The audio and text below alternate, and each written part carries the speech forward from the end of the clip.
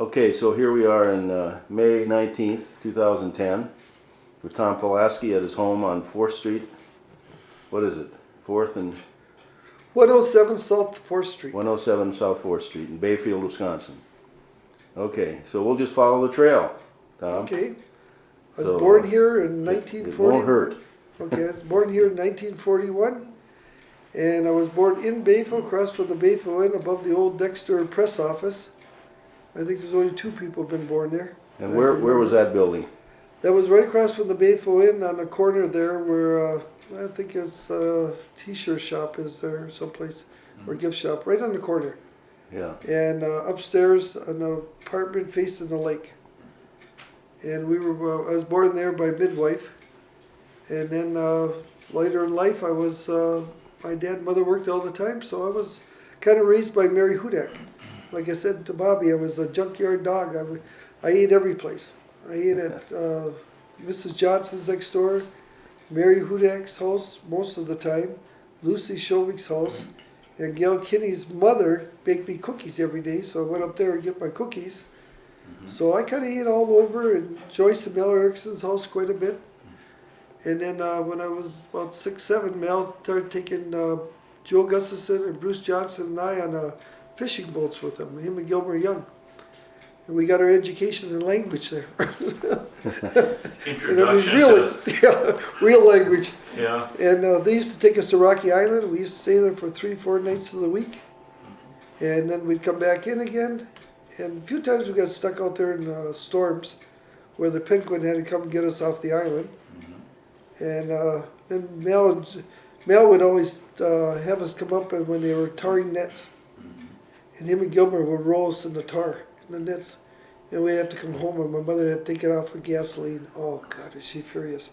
All our clothes was full of tar. Was that right in town here, Tom? Or? Yeah, right behind our house up here on the hill, Mel Erickson's house.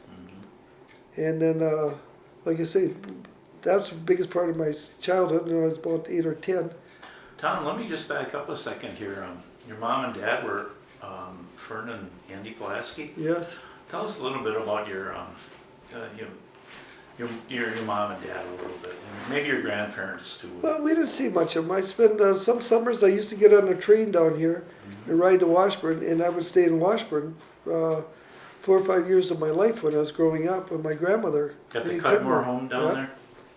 And then I used to play baseball with the Stones and Guskies and all the guys from Washburn, so I got to know everyone in Washburn. Do you remember that train ride downtown? Oh yeah, they used to let me ride in the engine. And it was cold. In the fall, we used to have to go back in the caboose and sit. They had a little pot-belly stove. And I can't think of the guy that used to be down here at the ticket office. What was his name? Mr. Ryan? Ryan, yeah, Ryan. Connie Ryan's father. Do you Connie remember him? Ryan. Oh, yes, very well. He used to let us ride on, that's how I got to ride on the train all the time, back and forth. So I used to stay there most of the summer in Washburn. So if you're With born great in education. 41, you're like 6, 7 years old then? So the train is running in 1946, 47, Yeah, 48, 49, up to 50 Yeah. maybe? right around there. Because I was very small then. I used to come down there and Ryan put me on the train. And my grandfather or grandmother would pick me up, block from the train, would stop. How long a ride to Washburn was it anyway?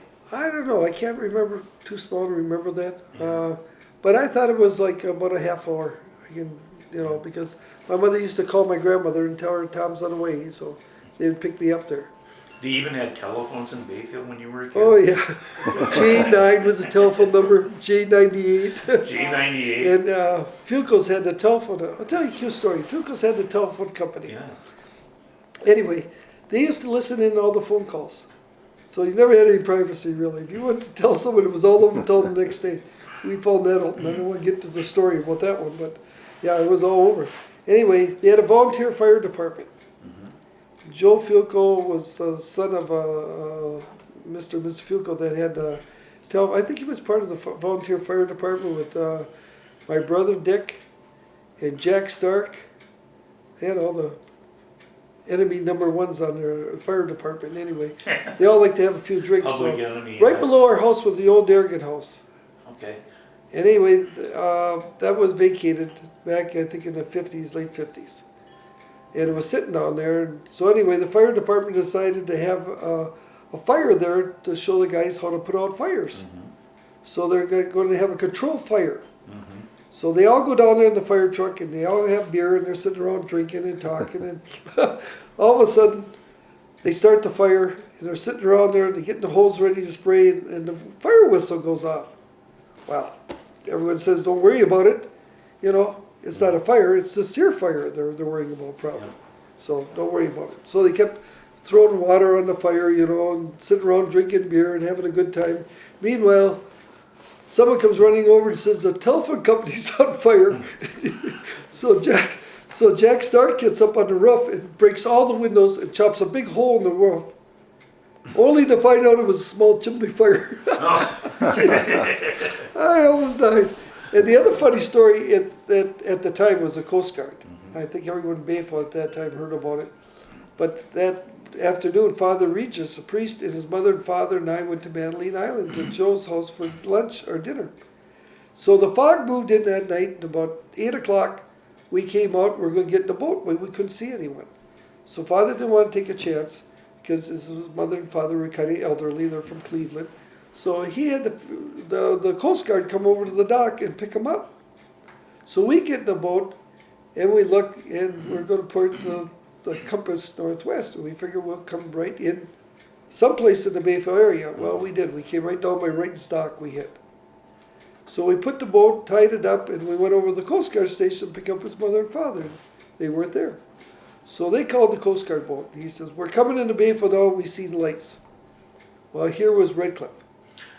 So the Coast Guard says, well, we'll be there in about 15 minutes. We'll take our time. So we were sitting in the Coast Guard station. We couldn't hear the boat go by. But it went by, and it went all the way down the Sioux River. Okay, we see Bayfield now. They ran aground in Sioux River. Headed back out of there. They finally made it back to Bayfield. I think it was close to 1 in the morning. We picked up his mother and father, took them up to the church, and they took me home. The next day was all over town. I mean, everyone in town knew. The Coast Guard got lost. What year did that been, Tom? God, it had to be in 58, 57 around there. I think it was, I don't know if Hood was in there, and Boothman was in the Coast Guard during that time. In Lamb, I'm not sure, but it was... Oh, Jim Lamb? Yeah, I don't know if Jim Lamb was there yet, but I think Boothman was there, and I think, I can't remember all the guys were there, but they had a hard time going uptown eating for a few days. It was quite a slug of them. Oh, God, yeah, there was something else. Tell me a little bit about your dad, Andy. I know that he comes... He was pretty quiet. He kept to himself. When we grew up, we really didn't know him that much because my dad worked and then he went to the cabin. Yeah, but down there he was really good with us. Well, he worked hard. I mean, he worked day and night for us. So we really didn't get to see him much. He'd come home late at work. We'd be already in bed. We'd be up at 7. He'd be gone already. And then my mother would go to work right after she sends us to school, and she'd work till 6 at night. Then come home and make supper. Yeah, and then when we got old enough to cook, we did it ourselves. But Yeah, down there was until that point, yeah, it was hard times for them. They had to work hard long hours. When did they start that store? I think did it they was take it over in, from somebody? I think it was like 47 or 48. He bought it from what's his name up here? Lived on the hill by June Thompson. I remember when it was Yeah. Red Bates had the place, and I'm trying to think of the other guy. Red had the other store across where our store is now. We had the one Right. across the thing, and Sig Anderson. Okay, Sig Anderson owned it, I think, and he bought it from Sig. And then Red Bates, when second flood came in '52, I remember him opening the back door of the stores, and the floodwaters came right on through and out the front door. Whoa. Filled up the whole basement with, we had half a basement, filled up with mud. So we spent the whole summer digging that out, hauling out bucket by bucket. And we filled water sandbags that night till 10:30. That was the flood of 52 then? 52. Yeah. Yep, that was a big one too. Were you still in the original store then, which is now the real estate office? Yes. Yeah. Yep, we were in that one. That's when he opened the back door in the front and just let the water go right on through. I remember when Max Myers used to work for you guys. Oh yeah, Muxie. Do you remember some of the earlier guys that worked there, Tom? No, Muxie probably was the last one that I can recall. And he was a character. He was one of the nicest guys. hard-working guy. And then we got Dave with Jessica when he was about 13, and he worked us till the day he retired. Right. Yeah, David did. Well, you've had probably hundreds of employees in Oh, the yeah. last 50 Oh. years. Anderson, Johnson. Oh, Schultz didn't last very long. So the year is He went gold mining. 2010. You've been in the grocery business since Oh, 1947. Yeah. Almost 65 years you guys have been in business. Yeah, and when we were kids, I've worked there already about, I would say, the neighborhood of 62 years, 61. Yeah, you were a kid when you started Yeah. there. And then when we used to go to school, we used to have to come home from school right afterwards and work at the store. And then when I wanted to take up skiing, my dad said that was a waste of time, of course. Everyone thought that in those days. Sure. And then I went to the Catholic school and became a glorified janitor there. Yeah. And then in the high school, played basketball a little. And I quit basketball to go skiing because you couldn't do both sports. What's that? Cut it off? What is that? Telephone. Wait a second. Oh, in high school. Yeah, you were Yeah. just talking about being a janitor Yeah. for your whole life Yep. at parochial Yep. school. And then I quit. No, then I was talking about quit basketball to go skiing. And I skied the rest of the year. And then when I got out of high school, it was a year or two later. I went into the service, where most You of our graduated units in 59, 60. 60. I had an ailment when I was young. I missed one whole year of school. Okay. I had a year to live when I was 8 years. I think I was 8 years old, 7. I had a heart problem that all the valves in my heart kept shrinking, and they couldn't figure out why they shrunk. So it kept getting worse in school year. So I couldn't go to school anymore. So the doctor, apparently, what I heard, and I don't know if it's true, he said to my mother that I had less than a year to live, at the rate the valves were shrinking. Oh. Dr. Tucker couldn't figure it out. We didn't have any heart specialists in those days. So they just put me in bed rest, and Barbara DeVille took care of me all the way from, I remember, October till April, late April. And then all of a sudden, it got so bad where I couldn't walk 2 feet. I'd pass out. Really? So they just carried me to the table to take a bath and back to the couch. I no longer could stay upstairs in my bedroom, so they had to just lay me on the couch. So I lay there for the whole winter. And then in the summer, the valves started opening up again. Started growing? Yep, growing again. They could never figure out what happened. To this day, they don't know. Maybe there's that good angel They sitting think it over might your have been the shoulder. Lysol that I drank. That could have probably did it, they said. Because when I was little, I drank Lysol, and that's what happened to my voice. It kind of burned my whole lungs out. What did you think it was? When I you didn't drank know, I it? was little. You were little. I just climbed up on the kitchen sink, my mother said, and when she came in, you were all blue, covered in blue. Well, they don't know exactly how much I drank, but it kind of burnt my lungs, everything else. And they took me to the doctor, and I guess they flushed me out. I don't know, I can't even remember that. They I was very yeah. little. Yeah. I must have been about 2 or 3 when that happened. Tom, when you were a little kid, you had a brother and sister. Can you tell us a little bit about your brother and sister? Well, my sister was probably the nicest one in the family. Her name is Karen. Never caused my dad and mother any problems. Yeah. What was her name? Karen. And Dick, he was something else. He loved to have fun. I mean, he had fun his entire lifetime. I think they had fun till the day he died. And Were they older than you? yes, Dick was about 10 years, almost 9 years older than I was, and Karen was 1 year older than I was. But she resides in Superior now. Tell us a little bit about Dickie. Dick was, well, you couldn't get close to him. He was always gone. I mean, when we were growing up, he was always getting in a little trouble, all the time. I mean, I remember one time Jack Stark and him had a keg of beer in my dad's old truck, and the cop was chasing him up the road.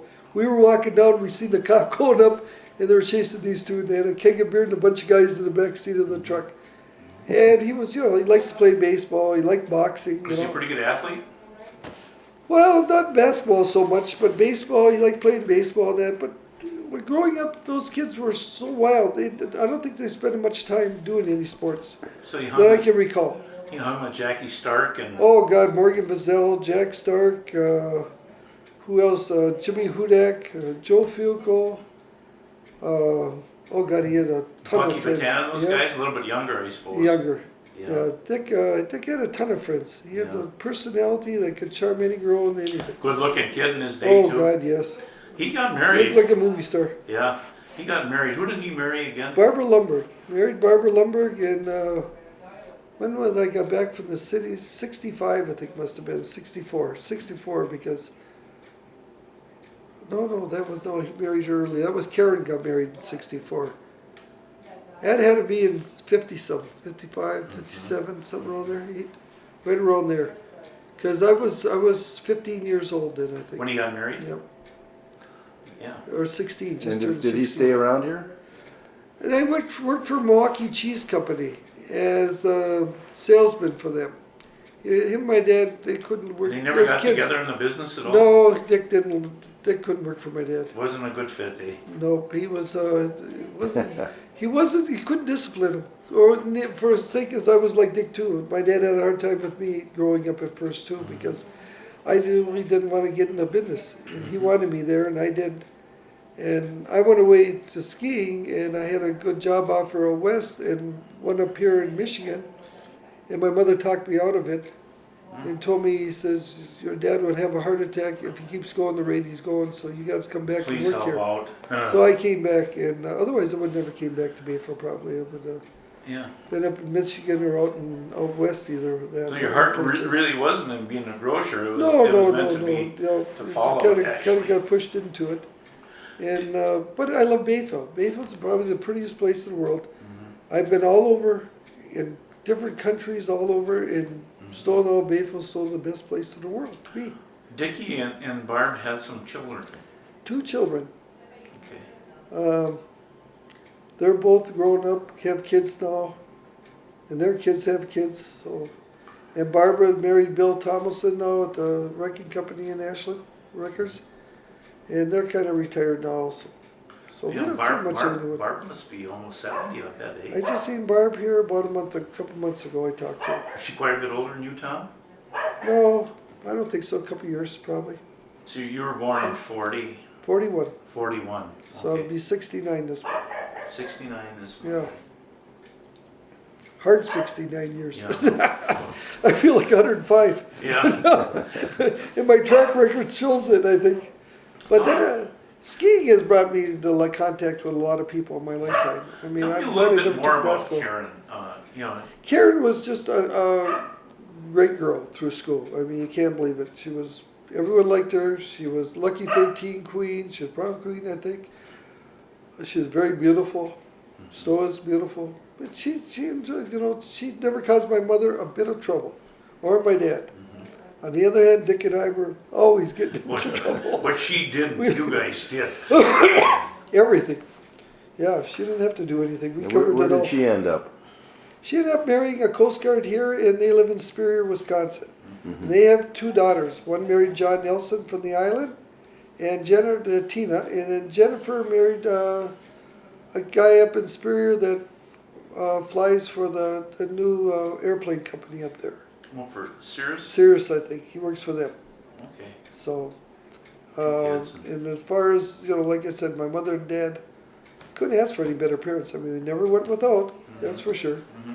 Especially Karen, she got anything she ever wanted. Daddy's in her little life. girl? Oh, yeah. Absolutely Spoiled? loved her, yep. Yeah, that was true. Then my dad built that cabin in 48, him and Hale Melly. During the wintertime, they cut all the logs down, peeled them and everything. So besides working at the store, he went out and built a cabin. I think it was 48. And where was that cabin? That cabin's on Bark Bay. It still stands there on the beach. Bet you That old regret log selling cabin. it too. That used to be a good fun spot. That was a riot, that So we place. won't go into that now. No, that's as bad as the other cabin up above. Those 2 we won't get into. There's too many parties there. Yeah. I know my dad thought Tom, there was when you were a kid, tell me a little bit about going to. We know that when you went to Catholic school, you glorified janitors there, but tell us a little bit about what it was like inside that school. Tell us a little bit about Teachers the were strict. The teachers, you know, they have all the discipline rules you can throw out the door. I mean, if you're looking out the window, she'll walk by you with a ruler and crack you on the knuckles. I mean, you pay attention. I mean, they were very disciplined. And you had to clean up the whole school after class. 3:30, 4 o'clock came, you were cleaning up till 5, 6 o'clock every night. It's been said that, many of the kids that came from the old Catholic or parochial school actually were ahead of the kids in the public school. The girls were. Yeah. Yeah, most of the girls were, yes. They were there. They're very strict. You learned a lot if you were there. But like I said, we had to shovel snow, cut grass in the summer, clean the gym, clean the church, empty the clinkers, wash all the windows in church, school, and down at their house. And we had to keep care of that place. Plus you had to go to mass every day too, Yeah, did you? yeah, mass every morning. Right Yeah. after mass, we start cleaning things. Did you ever have to serve at all, or were you I ever altar served, boy? Or- I was an altar boy with about the age of 8 or so. We had to learn all our prayers in Latin. Everything had to be said in Latin. Can you still speak a little Latin, or? Computer Petente Beata Maria Semper Virgin. Yeah, they brainwash you. Trust me. You know all the languages. You never forget them. I trust you. Oh yeah. Who was when you were a kid there? Who was the priest father at the church? Well, the one I can only remember the most was Father Dan and Father Eusebius and them. But Father Regis, when he came, He was the a character. cute little story. Father Regis came here and he had a little boat. And he went to Madeline Island. He flew his little cocktail flag every Sunday. And he stopped at Joe and Ella's after church, have dinner and a martini, and get Joe his boat. and Ella's were. They had a little shop, hairstyle shop, right next to the dock there. Oh, okay. The And little white girls. house on the left-hand side when you come off the dock. Yeah. And he used to park his boat there, and we used to go over there and then have dinner and that, and come home, and he'd drop us off here, and we'd go home. Mm-hmm. And we'd do this every Sunday. We'd say mass over there as an altar boy. And Kenny Shovik was one, and I can't remember all the other kids there were, but these two I definitely remember, him and I. And one time, Seal Schultz and Mary Niffen spread the rumor around Bayfield that Father drinks and gambles a lot. Oh boy. So Sunday, Rumor or no rumor? no rumor really, that I knew at the time, but Sunday morning came, they were in church, and Father gets up in church and he says, "Folks, I hear a rumor going around about me that I gamble and I drink and, not paying attention to the church." And he says, "I want Seal Schultz and Mary Niffen, would you please stand up?" And they stood up. And he says, "I want to thank these two for spreading the rumor." Oh. He says, "I don't think I've ever heard a rumor after that." He used to tell us. And he used to come out to the cabin with us a lot, Father did. He was a great guy. One of the Yeah. best priests we ever had up here, I think. He was here quite a few years, wasn't he? Oh yeah, we used to go on trips. We have to say mass for him. He'd take us to Missouri, New York. We'd stay at the Jewish places mostly when we Really? traveled. Oh yeah, he'd come and get a big check from everyone. We used to go and he had the mafia pick us up in Chicago one time, in 2 limousines, take us down to Diamond Jim's in Chicago, and then they write him out a big check and hand it to him, and they put us on a plane to New York. Really? Oh yeah, we used to travel So like that. tell us a little bit about that New York experience as a kid there then. We got off there, and he took us to a Jewish place outside of New York, which had tennis courts, golf courses, swimming pools, everything. And we stayed there for 4 days before we went to Missouri to visit his brother. And how many kids were on this trip? Just me that time. Just you? Yep, Kenny Really? went 1 year. He takes each kid 1 year, Oh, So we went there, and after we got done with that, we went to see his brother. And then I was 16 at the time, probably 16, because I had a driver license, I remember, because his brother had a new convertible. And he says to me, Missouri. In Missouri, he says, Okay. "Now, you go to this school." He told me how to get there. He says, "And I told this girl what you're going to look like and what kind of car you got. So when she comes out, she'll spot you and she'll come over." And I'm sitting there looking, and here comes really 2 beautiful girls, and one kind of ugly one with big thick glasses on and jet black hair, and very unattractive in every aspect. And the other 2 looked like cheerleaders. And they come walking towards the car, and I said, "Well, 2 out of 3, you bet." The other 2 kept walking, and the ugly one stopped. And she, "Are you Tom?" So anyway, she gets in the car, and I have to drive her to her house so she can change. And she takes me in and introduces her parents to me. And I said, "Where would you like to go tonight?" She said, "I'd like to go to a movie." So I says, "Well, what time did the movie start?" She says, 7. I says, "Do they have a triad here?" She says, "Yeah." "What time does that start?" She says, "About 9. I said, "Okay, we'll go to that one." I said, I like triads. I waited till it got dark, missed half the movie. Drove in there, and the guy looks down, hands me a ticket, looks at her and says, you're going to have a nice evening. And he laughed. Oh, God, that was embarrassing. And then I told Father, never do me any more favors. Yeah. I got home that night, and the next night, where did we go? I think we went to Oklahoma then, and then we went back to Bayfield. He wanted me to study to be a priest, but I said no, I couldn't keep quiet for 2 months. So he was kind of grooming you, maybe. He thought he was. Yeah. And it went the wrong way. Yeah, he's grooming the wrong person. Yeah, you heard the kid. You were grooming him. Yeah, I think I did. Sounds like a pretty fun trip, though. It was educational. It was fun. We used to have a lot of little trips. You know, the school would take us on in that. Catholic school was an experience. I mean, you know, they were strict in that. The nuns were Sister Greta, Sister Maxentia. They were hard-nosed teachers. Trust me. Sister Max, I remember that name. Oh hearing that my all. God, Was she- Sister Greta was the worst. She came back here. I think she was 88 when David worked for us here about 10 years ago. So David with Jessica. yeah, about 15 years ago. She came back to Bayfield. She walks back in the meat department. She looks at me, Tom, it's nice to see you, and your dad looks good too. She said David was my dad. Oh. Oh, gross. We Well, teased Jessica, David was for he months. Catholic too? Yes. He must have gone to He Holy Family then. he never seen church. Yeah. Those guys were outlaws in school. I don't even know if they finished school. Oh, they were such outlaws. They'd make us look like saints. Who was like your best friend at Holy Family over there? Well, Mike Schultz was. Uh-huh. Bubsy Batan was a little younger than us. Yeah.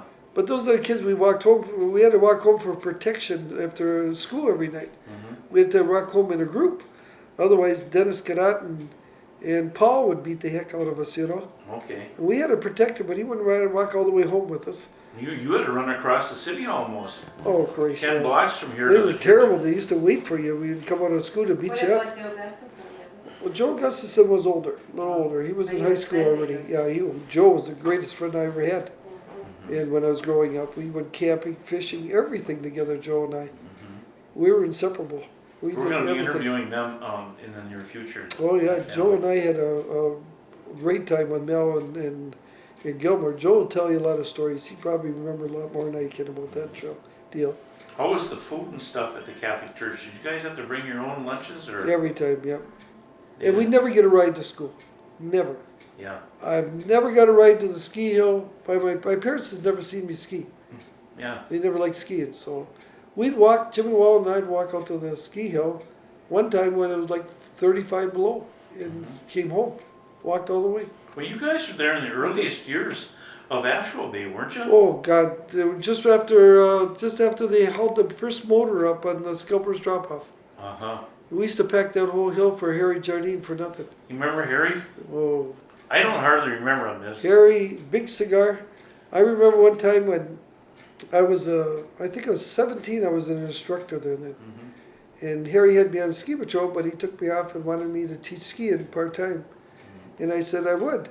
And it was Jack Robleski and Ted Robleski and Ed Robleski was their younger brother. And Jack and Ted ran everything for Harry. All the mechanics, the machinery, took care of the hill, everything else. The old tow rope? Yep, the old tow rope. Jimmy Remember and I, that? Yeah, oh yeah, Jimmy and I were the ones who were packing the hill then. Oh. We were there when the first tow rope was put up. When you by say Larry packing the hill, Moe. what do you mean by that? Walking up and down the hill packing the Sideways stone. like Yep, this? all the way from top to bottom, all the time. We did, took care of the whole hill for him. How old were you then? Oh God, 14, Yeah. 14, 15 years old. And then I got to be a fairly good skier, so they asked me if I'd teach there part-time. Well then, Jack and Teddy wanted Eddie Robleski on the ski patrol. But I told Harry that he wasn't good enough. I mean, he wasn't a good skier. I says he'd probably hurt more people when he helped. Yeah. So they wouldn't put him on. So Ted and Jack Robleski walked to Harry and says, Harry, listen, if my brother doesn't get on the ski patrol, we're going to quit. But Harry said, well, Tom said that they weren't good enough skiers, and I'm going with him. He took one big puff of that cigar and looked at Ted and Jack and blew it in their face and says, Hope you find a good job. Oh, is that right? They never quit. He said, Oh, he called her bluff. "Oh yeah, Harry was he picked me up every Saturday and every Sunday and took me to the ski hill. Tom, was the chalet there or not in them days? Yes. In the earliest days? Oh yeah, yep. When did that ski hill start?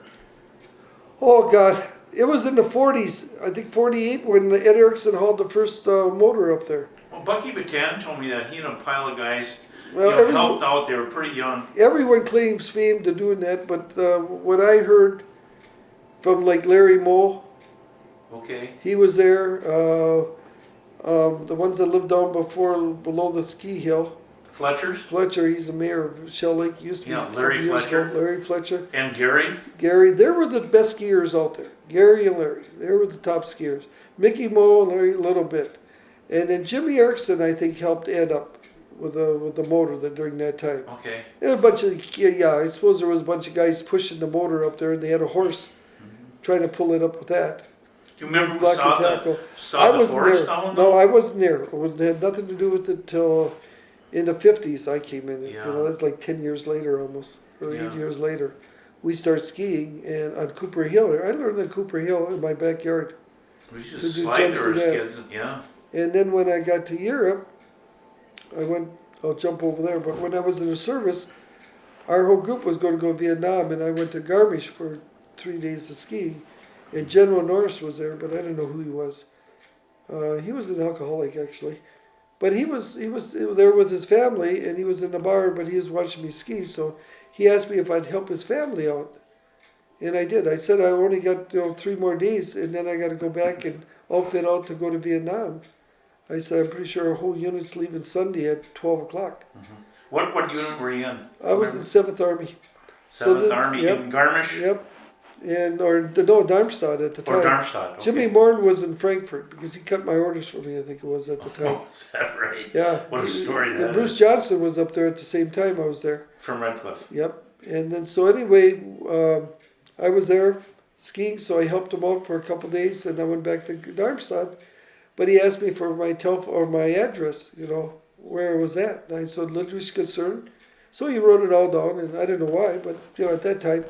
So I went back to the concern, and Sunday morning at 10, I remember exactly, it was 10 o'clock, we were having breakfast, our last breakfast there.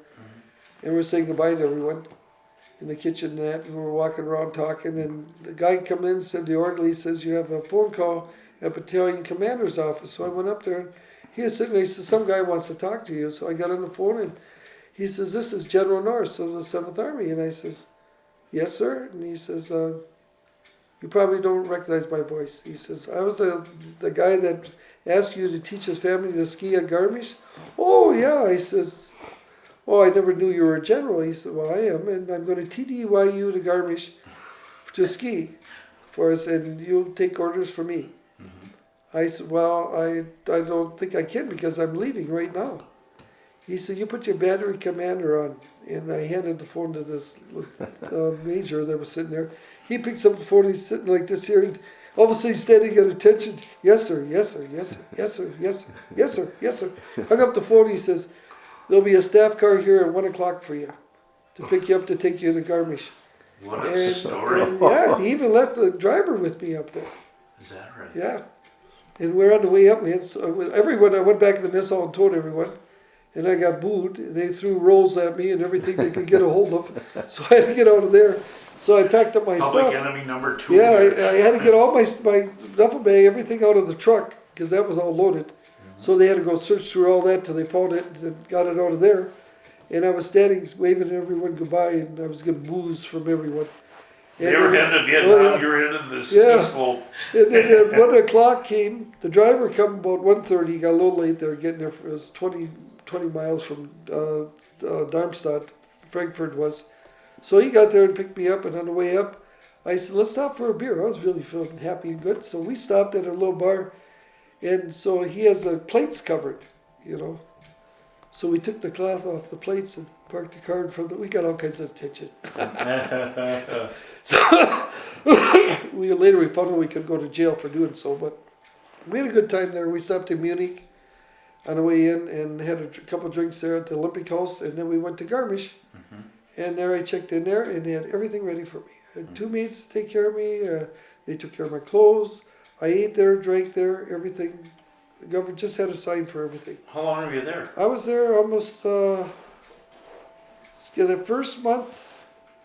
When did I get there in Germany? It was just before Christmas. I think it was.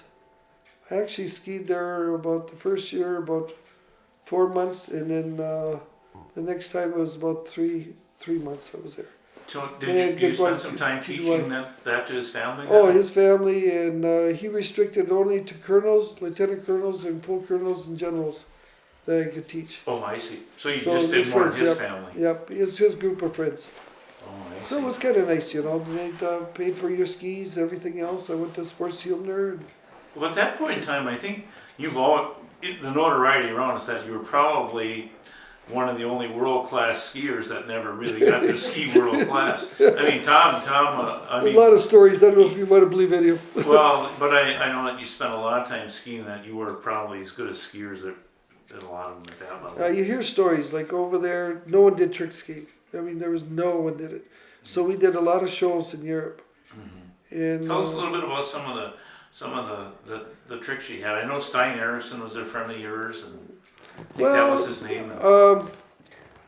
I think it was Telmark was the first triple I did, and I did a lot of double and layouts over in Europe.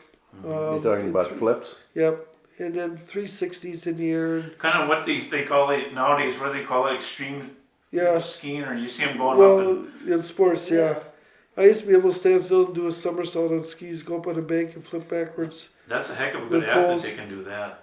I used to stand on my tips. I used to do a flying tip roll, which is just stop and then go over the poles sideways Long for skis. 30, sometimes 30 to 60 feet, you know. And then got into the yards after a while. I could do about 20, 30 yards through the air and land, keep going. And then I did some with one ski behind me going off of jumps and landing.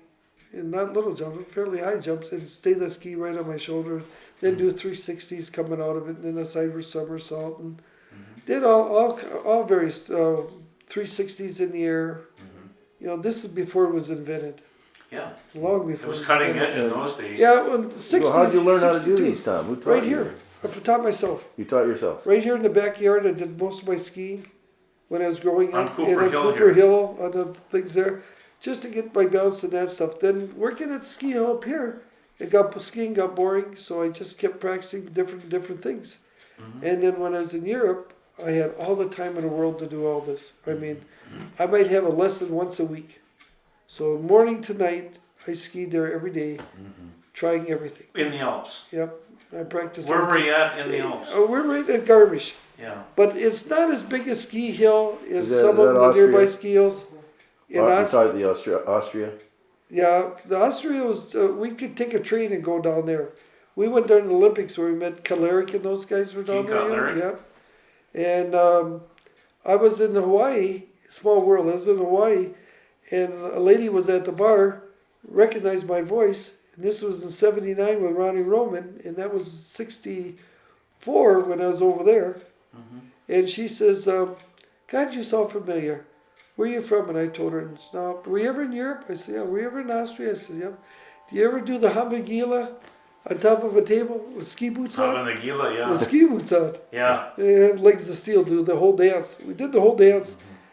We never paid for a pitcher of beer the rest of the night. Everyone in the place bought us drinks. All night long till the bar closed. Yeah. And the next day we cut the train back. I did one Tommy's short life, show. that was the roaring 50s. Yeah, and then I did one short show there at trick skiing, and it was 45 minutes, I think it was. So I didn't know that much about, to last any longer than that. So most of the stuff I knew, then I could take one trip down the hill and do it all. Yeah. But then after a while, then I came back here.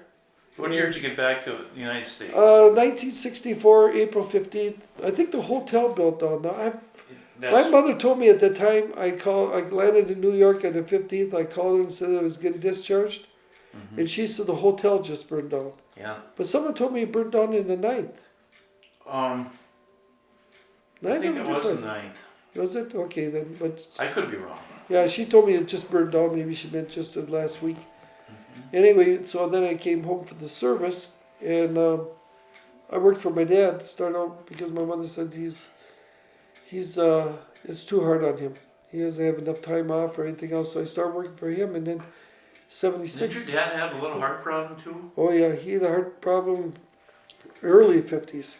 Yeah. Well, he had 2 or 3 heart attacks. Okay. In 60, he had a bad one. So he's pretty much wore out by the time he Oh, got back. he had a lot of health problems. And I remember Karen and I were in a show house, and I think we were 12 years old then. Mhm. When Miss Iverson came down and tapped us on the shoulder, it was about 8:30, and says you wanted to go home. So we.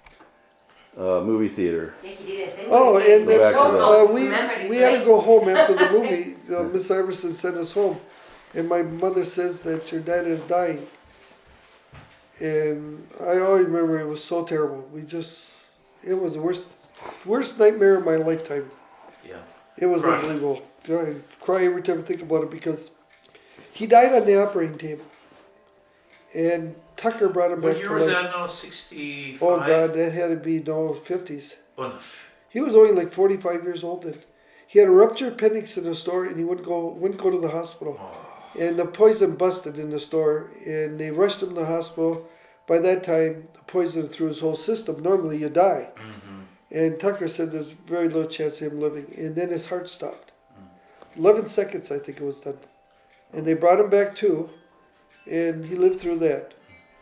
And it was a miracle. I mean, and then when I was sick, when I was little and sick, there's a lady in Chicago, that my mother, Mrs. McKenzie, knew, that had a relic in her cross.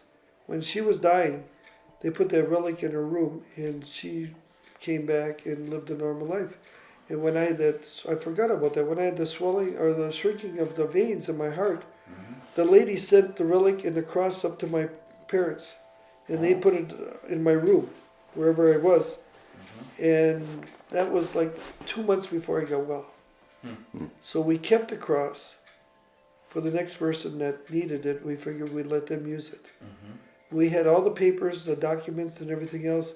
Well, the bishop, apparently, in the superior, misplaced their documents or something for their relic. So they asked us if they could use ours. And short story is, we never seen it again. Oh. They kept it. Yeah. So that's up in Duluth now. And So you lost your dad at a pretty young age then, and we would have, yeah. and It was a see, was close call. Dickie gone by then? No, Dickie didn't die to 61. Tell us a little bit about that. Dick if came you home. would. I remember exactly when he came home. Barbara and him were married. They had a house here in Bayfield. Dick came home that weekend, and I was leaving to Toledo because my dad wanted us to go down and get know more about the store, how to run a store and that. Oh, okay. So we went down there for a 3 months course, Okay. and he took me to the train in Ashland. He had a Dick did. 57 Chevrolet. And we got to the train, and he says, you know what? I should let you use the car. But he says, the thing is that I should let you take the car. And that's the first time he ever said that to me in his lifetime. He never let me use it, very seldom. So he said, I really should let you take this car. And I said, no, Dick, I don't mind. I said, we can't drive down there anyway. Our school's close by, so we don't need a car where we're staying. So he says, I'll just get on the train and go down there. So we got on the train and we left. And after I was in my 6th week, when I get a call down there that my brother was killed.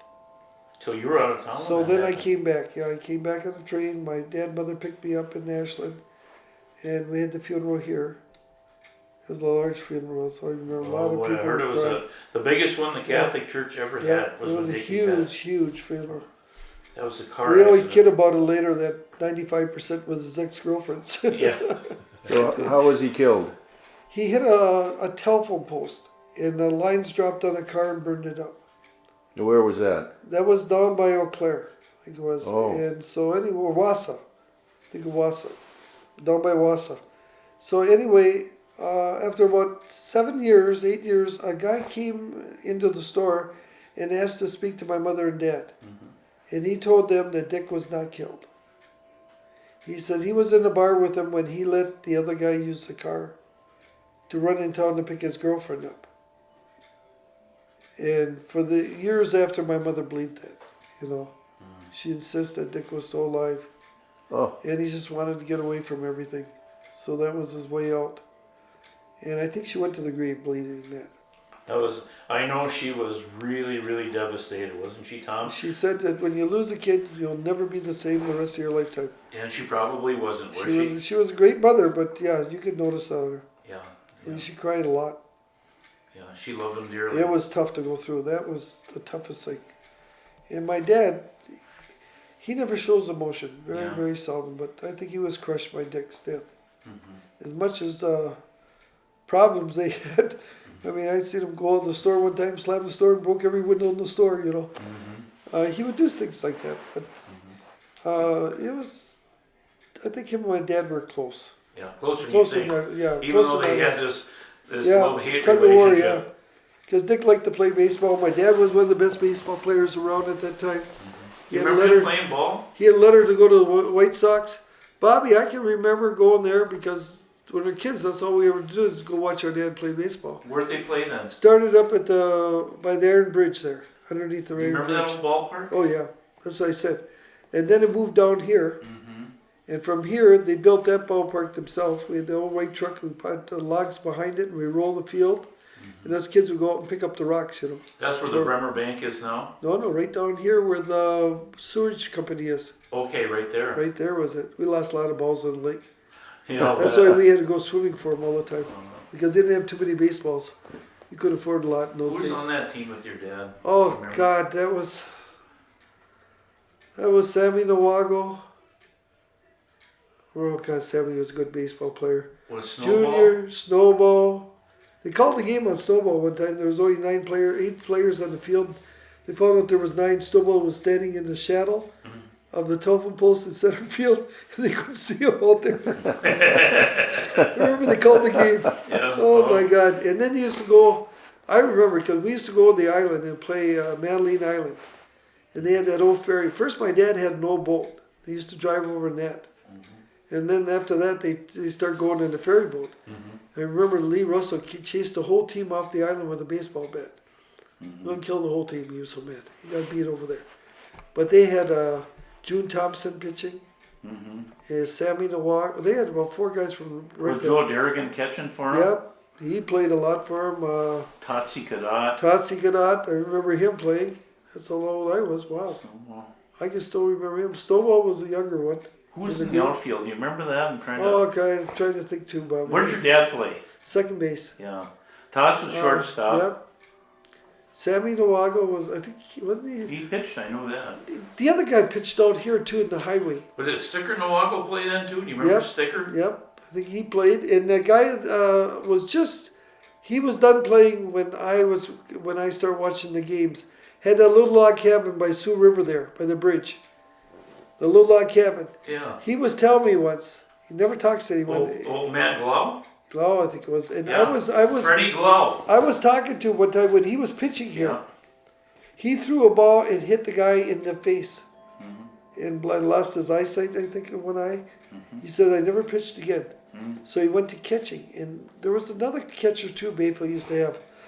I think Raymond's was Tommy there. Raymond's. Yeah, I know that was your dad's good friend, Tommy Yep. Raymond.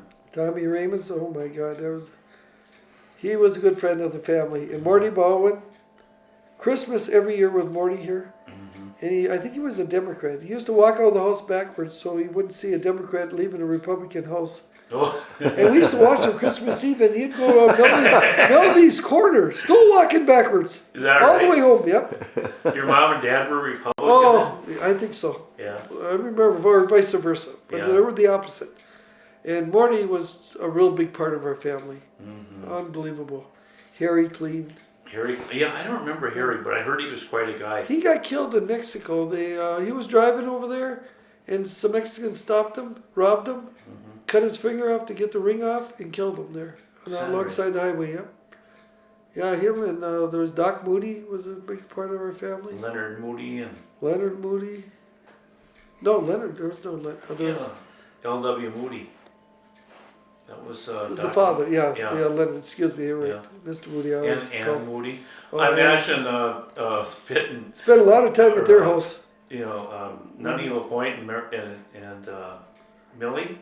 were good friends, weren't they? Didn't they always go to like, tell us a little bit about, I don't know if They you were used to there go or to not. Morty's a lot. Well, I'm the thinking parties. about when The they used to go cabin? to Frog Bay. Oh yeah, we used to go out there. And Billy used to tell us on a Friday night, you should be quiet, you'd cook fish, and he says, okay, about 10 o'clock, be real quiet, because you're going to hear the hermit on Hermit Island yelling, Oh, He used to tell us all these stories. There's some cute stories, and I can't remember all of them from, I remember the one with Morris Batan, and my dad went to Milwaukee, and went to a baseball game, Chicago got down there. of course, Norris Yankees is a were Yankee playing. fan. Yeah, the Yankees were playing, so they went down there for that. And Morris is in the hotel. Fern and his wife would come down the steps of the table and say, "Well, thank you guys for the shack-up job." Embarrassed the hell out of us. Elmer Batan. Oh yeah, And, her and my mother. yeah. They used to. We went down to a baseball game in Milwaukee with Dick and my dad. That was the only trip I ever went on with my dad. And Morris Batan. I remember Morris was sitting in front, and my brother was sitting in it was a DeSoto, 55 DeSoto, and he had the window rolled down. And we're driving back, and Morris is sitting in front, and Morris chews stuff. So he spit out the window to get right back on, Dick right smack in the face. Oh, God. That's the only thing I remember about the whole trip, except for staying at his brother's house by the I remember airport. my dad and Russ Valentine and little Henry Johnson, all those guys used to go to Milwaukee too. And that was the year they won the pennant in '57. Probably in that period in time you were Yeah. down there. Yeah, I remember when I got out of the service, I went to Aspen once, and I went and ran into Jack English on Indian Head ski hill at the time. And he said, "I would love to have you come up and ski there." He says, when you come in north? I said, "Yeah, I'm going to Montana, but I'll be up there within a week." So we made a date for, I think it was Tuesday at 1 o'clock at his office at Indian Head. Well, I got up to Bayfield that weekend, and I told my mother I'm going to go down and get a job working on the weekends, just skiing at Indian Head. It won't cost me anything. So he told me he just wanted me on the hill. He said, "I'll just pay you to ski there." So I said, "Okay." So I walked in his office. I walked into the ski hill about 9:30, 10 o'clock, and my meeting wasn't the one, so I thought I'd go skiing. So I went down the hill, and I was doing flips and just doing trick skiing on the hill. And I was standing in line. This guy comes and grabs me from behind and pulls me down. And I got back up, and I said, what did you do that for?" He says, "I own this ski hill. I don't want you doing this on this hill again. You could hurt someone." Because they never seen this up here before. So Yeah. anyway, he goes up the tow rope, and I get on with some other guy, and I said, "Who is he?" He says, "Jack English." I said, "Well, I got a meeting with him at 1 o'clock. He says, "Good luck." I said, "No, good luck to him." I said, "I wouldn't work for a guy like that." Oh, well. So then at 1 o'clock came, I walked in his office. I said, "Jack, before you say anything, I'm not going to work for you." I said, "You'd be the last person in the world I'd ever work for." I said, you don't do that to people on your ski hill." And he apologized. And I remember I walked downstairs, and he come down and told the bartender, he says, "Give him anything he wants to drink on the house here." So we sat the afternoon. Joe Del Piaz was an instructor there with 2 Austrians. So we sat there, and as long as drinks were on me, I didn't have to pay for any drinks. I bought those guys drinks all afternoon. Right till 5 o'clock, and I drove back to Bayfield. And a week later, I decided I'd go to Telmark skiing. So I went down there, and I stopped there, and I skied that afternoon there, and I didn't come back till a week later, and I thought I'd ski again, and I got stopped on the hill by one of the ski patrols, and he says, "Tony Wiseman would like to see you sometime. He wanted to know who you were."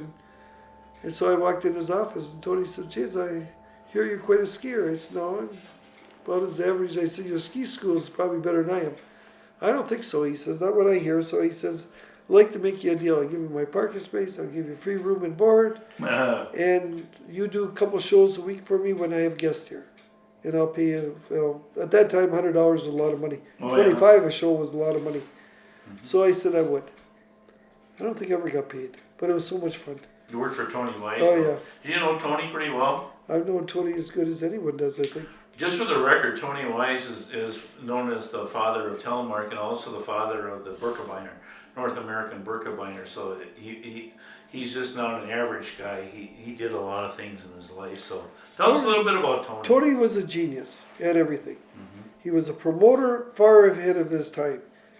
He spent a little too much money doing some of these things. I mean, I've got to know Diana Ross, met her there through him. Well, Count Basie, well, all the big bands. I mean, whenever they were in town, Tony put them up at the room. Supremes were there then. Diana yeah, Ross and yeah, the Supremes. Yep. And then we went to the party there. He invited me to the party. I remember one time when Count Basie was there. He says, "If you need me, I'll be over there." He says, "Just go look over by the it was a big room, huge room, and it was like for benefits." He said, "Be way over on the right over there, talking to Count Basie." He was old. He was sitting in a chair, and Tony wanted to visit with him. I said, "Tony, he says, so if you have a hard time finding me," I said, "If you haven't noticed, Tony, we're the only two white people in this place. I don't think it's going to be hard to find you." I couldn't believe he said that to me. But we had a lot of good times, Tony and I. And I love his wife. And she's the nicest lady. His daughter couldn't accept the fact is that I didn't have to do anything to get paid. No. She complained constantly about me. Just constantly. I remember one time Tina White, I was in Tony's office sitting one afternoon just, BSing him. She came in, she said, "Dad, I want to talk to you." So Tony says, "Step outside, Tom, for a minute." And I could hear him yelling in the office. She says, "You let him do everything. He doesn't have to do a thing. You carry his skis to the car for him. You take him off his car for him. You have people do it. You give him his parking space. You give him rooms. You give him everything. What does he give you?" And I remember her saying, "Listen, he gives you a hell of a lot more than you're doing for me. So if anyone's going to go, you're going to be gone." He says, just jokingly, I think with her, but I don't know. Yeah, but anyway, she walked out. She was mad, and it took her about a month to, for her and I get on good terms. But Oh, you guys were in bad terms then, eh? For a little while. well, she didn't like the fact is that I got everything for nothing. Yeah. The ski patrol had to work all the time. Ski instructors had to work. I All didn't you have had to to do was show up. Show up, yeah. And then he asked me to teach the instructors, in which they wouldn't take a lesson from me, and I don't blame them. They were very good. But he wanted to sharpen up the ski school, and that didn't work out. So my capacity was very limited to be around there for entertaining in that. We stayed in the Rathskeller a lot with the Rectal boys. Had one of the, I think it was rated 9th in the world for entertainment when the Rathskeller was a full swing. Oh, boy, that was fun down there. It was unbelievable. Yeah, we used to go there. Mary Rice used to Remember go all with those us. fun Oh times? yeah. You and I, Schultz. Galazin and Frank Uppadell. Oh God. and Carly William Dahl. Fly I remember Carly Dahl was there one time. We were shooting shots, and he was chasing a chipmunk around the table. And almost killed him. Oh, Yeah, he said, "There it goes, there it goes." Oh Christ. yeah, the He was there all day. down there was Oh really yeah. fun. It was one of the most famous places in the world next to Mitros. When did you, Tom, when did you start getting into the grocery business when you were the sole and independent About 75. Yeah. Yeah, I Tell us a bought. little bit about the transaction. Did your mother just play out and get tired of it, or? Well, my mother wasn't too involved in that business aspect. It's just my dad. And my Yeah. dad was getting tired of it and wanted to semi-retire. So I told him, I said, "Why don't you semi-retire then?" And he said, "No, I'd just like to get rid of it." So we set up a payment scale. First of all, he took the house. I had to pay back the house that I lived in. Which is next door here. No, it was the one up there by on the Bucky hill. Batan's, on North 2nd Street Okay, up the there. one that, okay. Yeah, we bought that one, and so when that got paid off, then I started paying on the store, because that money was taken out for the initial loan to buy the inventory, Oh, I see. which at that time was like 135,000, nothing like it is now. Yeah. And the fixtures was like 65,000, 70,000. Big bucks all. In those days, yeah, it was high, So it took us 15 years to pay that off. Okay. And then And you say us, was it? myself, yeah, Yeah, okay. us means me, Yeah, but he always speaks. I always say us because Yeah. there's He's alone. well, of course, it took two of me to do anything. And so anyway, I got that paid off. What really helped us was that we invested in an IGA store corporation. Cost us $25. I belonged to it for 4 years. It got sold out. They gave us a check for $425,000 in those days. That built. We put a new brick building on, expanded the store. But somebody That bought money- Jack Lee's and stuff? Yep, and we Where did you buy expanded the everything. other buildings, Joanne? Well, no, my dad bought that one. Yeah, I okay. bought Joanne's Oh, okay, I remember that. And, Yep. and the then I put laundromat. yep, and then I put an addition onto the store. Oh yeah, I remember that. And with that money we spent doing that. We spent all of that in investing in Bayfield. Did your dad buy that originally from Jack Mean, the post office, or? Yep. Remember? Yeah, they had to buy all that from Red Bates. And I don't know who owned, the post office had their own. Jack Lee had his. So yeah, that was kind of a complicated So he thing. bought Red out. He had to buy Jack out, So, post office. and then the bank next to that. So, Yeah, we didn't, the bank was there. but that's a But common we wall didn't have, now. yeah, that was And just the Jack grocery Lee's and store them. there. And we should have bought that building too. Yeah. So we were talked out of it by our company says that floors didn't match up, and by the time we ripped the whole thing apart, but Yeah. in hindsight, that would have been the best thing, and tear the rest of the block down on the other side for parking. And we'd had a huge store. Yeah. But the city wouldn't let us do anything. Oh, So they interesting. blocked us all the way. Every So time we you're in went to business expand. for yourself in about 1975, 76 in there. Matter of fact, last year, we could have sold the store Mm. to an investor from Colorado who wanted to buy it. And Mary Rice called me up and said, I heard you got a chance to sell it. I says, yes. She says, Tom, without the store, this town will go broke. I mean, it'll be a disaster. Yeah, you know, it would People be. don't realize if they don't shop locally. This town, it will be a disaster. Because if they lose a grocery store, we had checked on 2 buyers to build a new one down by Badine's there. It would convert $5.1 million to build one. Same size with the basement as we have. This town could never support it in a million years. So no one will ever build a grocery store in Bayfield again. Ever. Once this one's gone, Things gonna it's gone. change a lot before that can happen. Yeah, so Mary says if you close up, that's the end of Bayfield. And my buildings aren't going to be worth anything, and your taxes are going to double. So we decided to keep it. Yeah. And we had a chance to sell it again this March. And we turned it down again. Because if we sell it, anyone that buys a grocery store, you can't keep the main people there. I don't care if they say they can do it or not, they can't do it.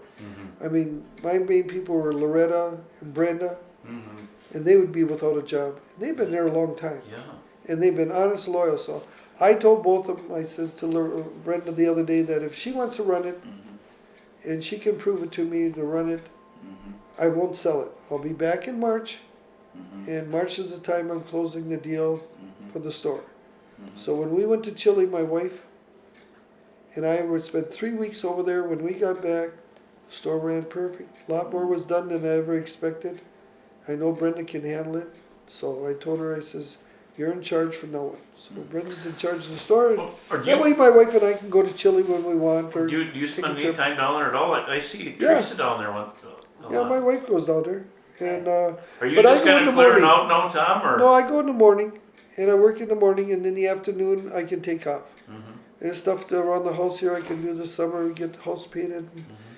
There's a lot of things we can do, and I have to Well, start doing be a them. slave to the business for 90 Well, years yeah, the way people you're don't going here. realize that. They think, well, yeah, you run around a lot. Yeah, we burn the candle on both ends. I know Bobby Nelson, Kenny Johnson, I burned more than one candle. And those candles are all burned out now. Yeah.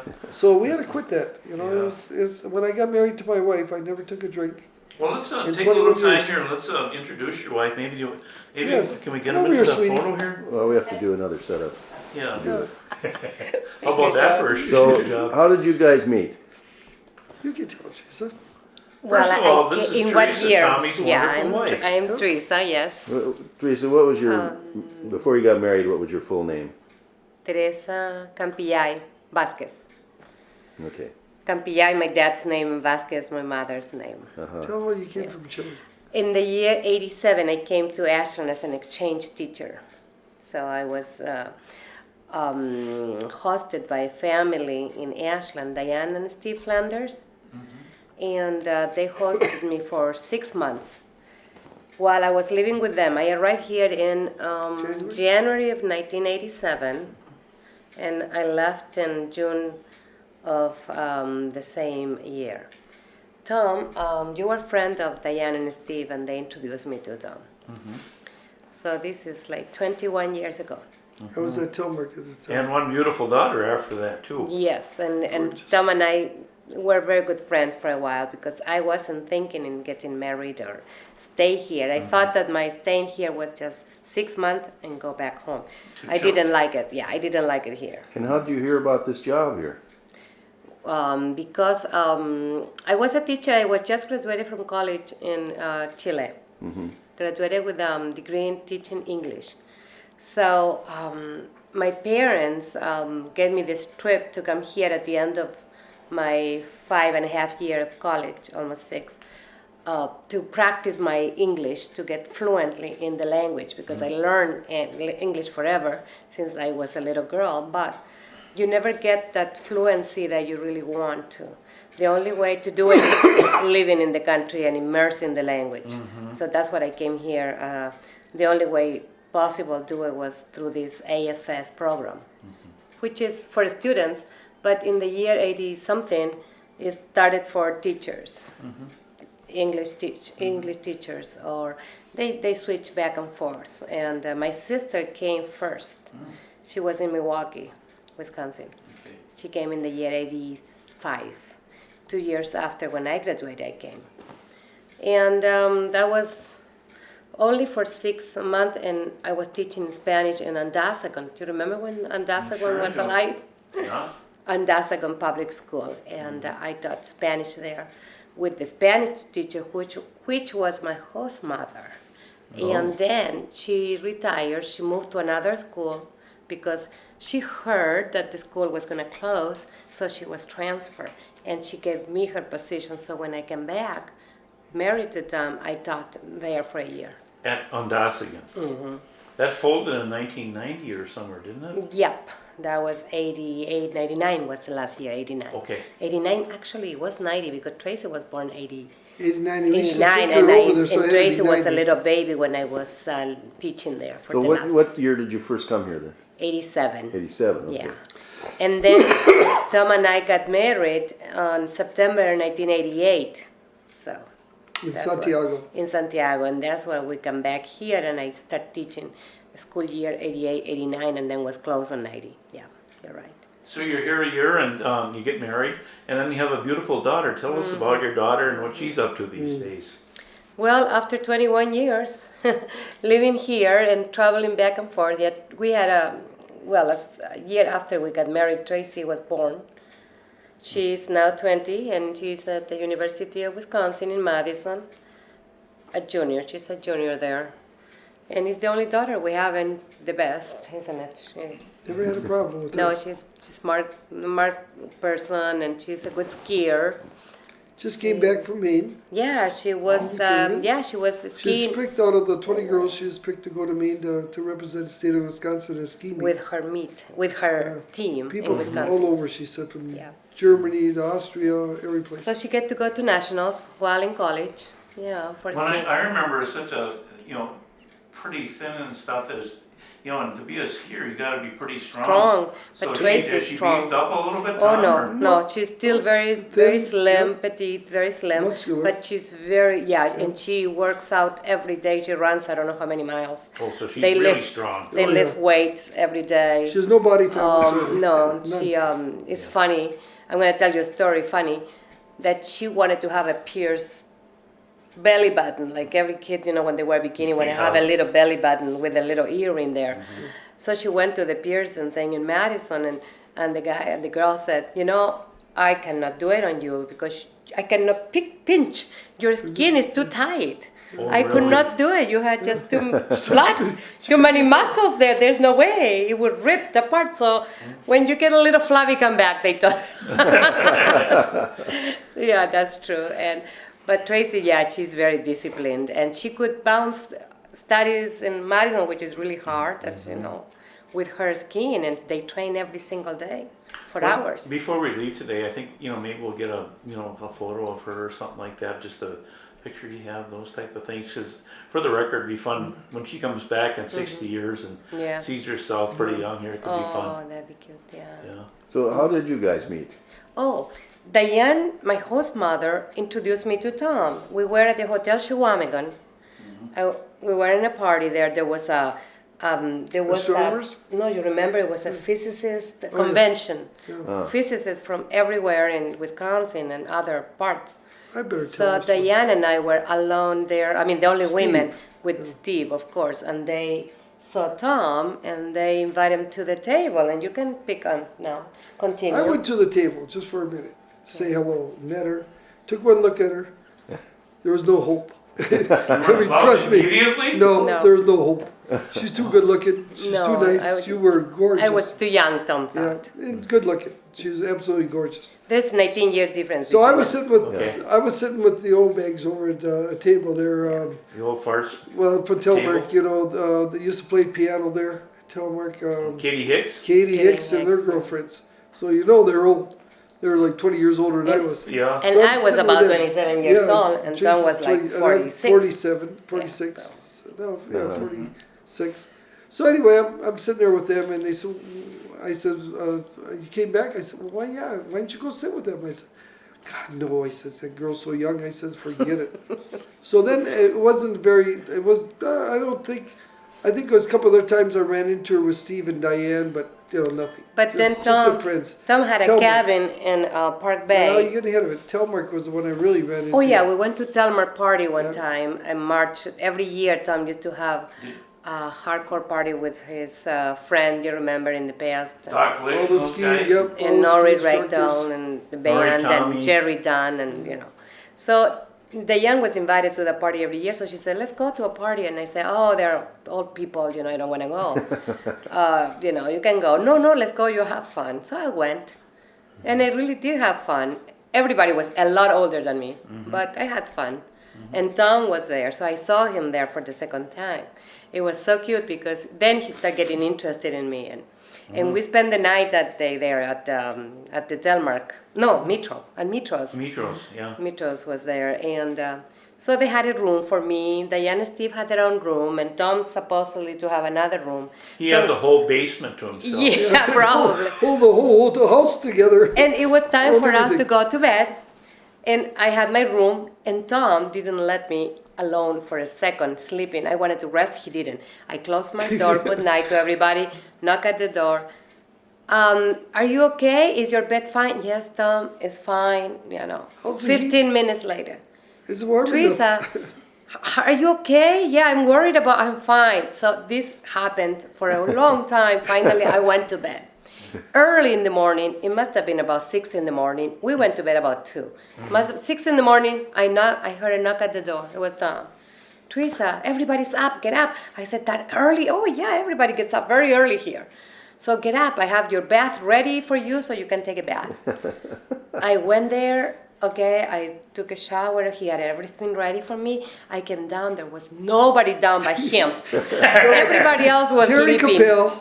Terry Capel and I. You Oh yeah, remember the two of you. Two of us. Drinking. We did bar all night long for And each I other. was just so mad because it was not true that everybody was up. He just wanted me up to talk to him or be with him. So that was my second experience being with Tom. And that ran all day. And then we were all day, and then Diane said, "You want to go with Tom? You can go with him in his car, you know, because we're going back to Ashland." I said, "Okay." I went in the car with him, only he was driving so fast that in the next part when we met Steve and Diane, I said, "Diane, I'm going with you. In your car, I'll be safe." I just didn't drive too fast. Oh, he was crazy. And I said, "No, I'm going with Steve and Diane." And they stopped in every single bar from Cable to Ashland. They were in those years a lot. Yeah. So. I got as far as Washburn with Nori. Well, I remember when Tom and I were always been tremendous friends. We always had good parties together. Oh, God. But there came a time in life, though, when Tommy just said, "I got to quit hanging out with you guys a little bit." Tell us a little bit about how Teresa kind of changed your No, life a little actually- bit there, too. Well, it was the Yeah. time that I left. But before that, we stayed at the camp. I Yeah. stayed with Tom until he was partying and drinking and crazy. Even though one day we were in Ashland, then we came back to Bayfield, and that's the time that you stop at the stay pit. And I said, "Tom, I don't want to stop anymore. I don't want to just rest." I stayed in the car waiting for him while he was drinking in the bar. So then he got up and after drinking and talking, came back to the car and we drove back home. And I was still friend with them. We were not married. But he decided to marry me one time. We were driving together, and he said, I've never been married in 48 years, but if I were ever married, it would be somebody like you. And then that's when I was an exchange teacher. But then I went back home because my program was over. Oh, yeah.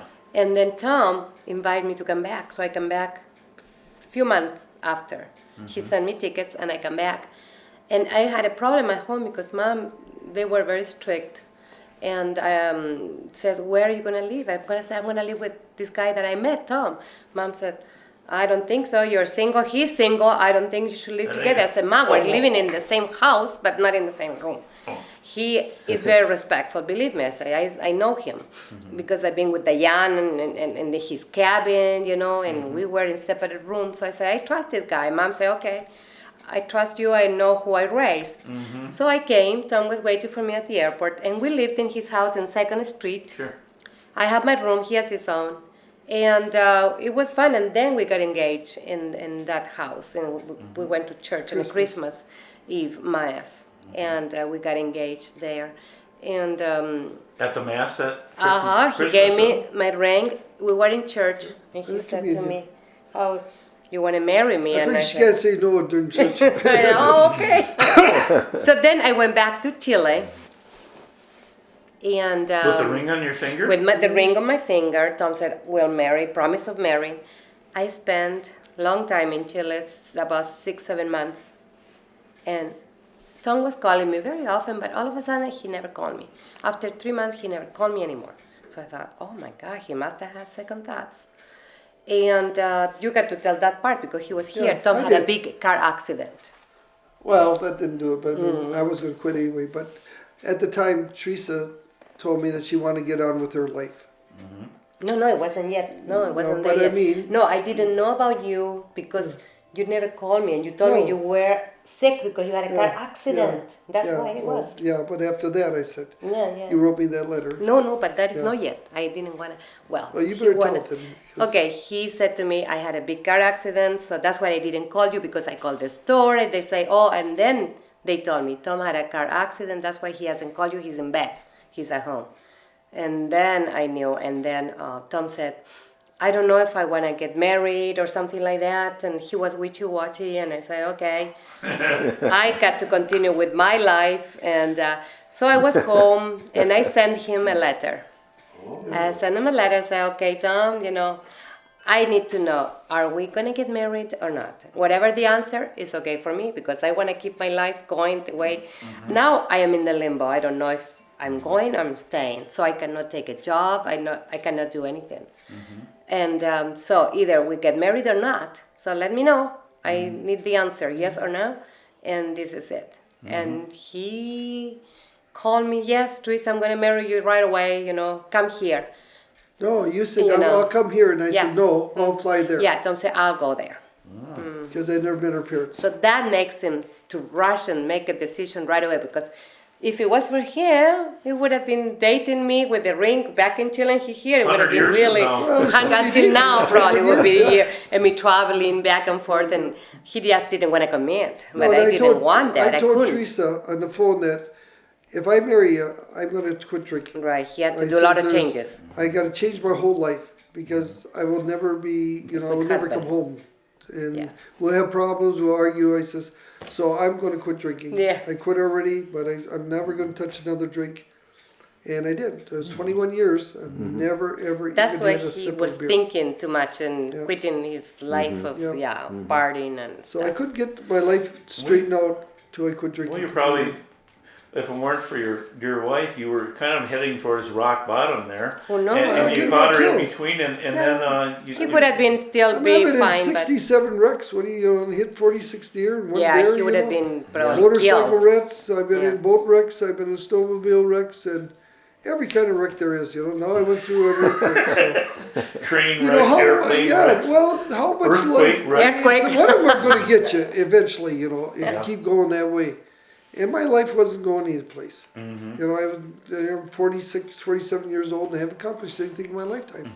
So when I married Teresa, we had a daughter right afterwards. And if nothing else changes your life. Oh, but it that cost you a does. lot of things to marry me because we Oh, had to go through a lot of paperwork for Oh, letting Endless. me in this country. If you want to come to this country legally, it takes forever. A lot of paperwork, a lot of things like that, bureaucracy that you have to go from one place to the other. We spent a lot of time in the American so Embassy. we did that for a while. And So you're an finally- American citizen right no, now? No, You're- I'm not. So I'm never going to be American citizen. I am a Chilean, citizen, but But I you can have my dual- residence here, yeah. Yeah, okay, I get it. And that is my legal green card that we have. Tracy's the only one that can carry dual. Yeah, Tracy, my daughter, dual, our daughter is a dual. She can be Chilean or she can be American. Yep.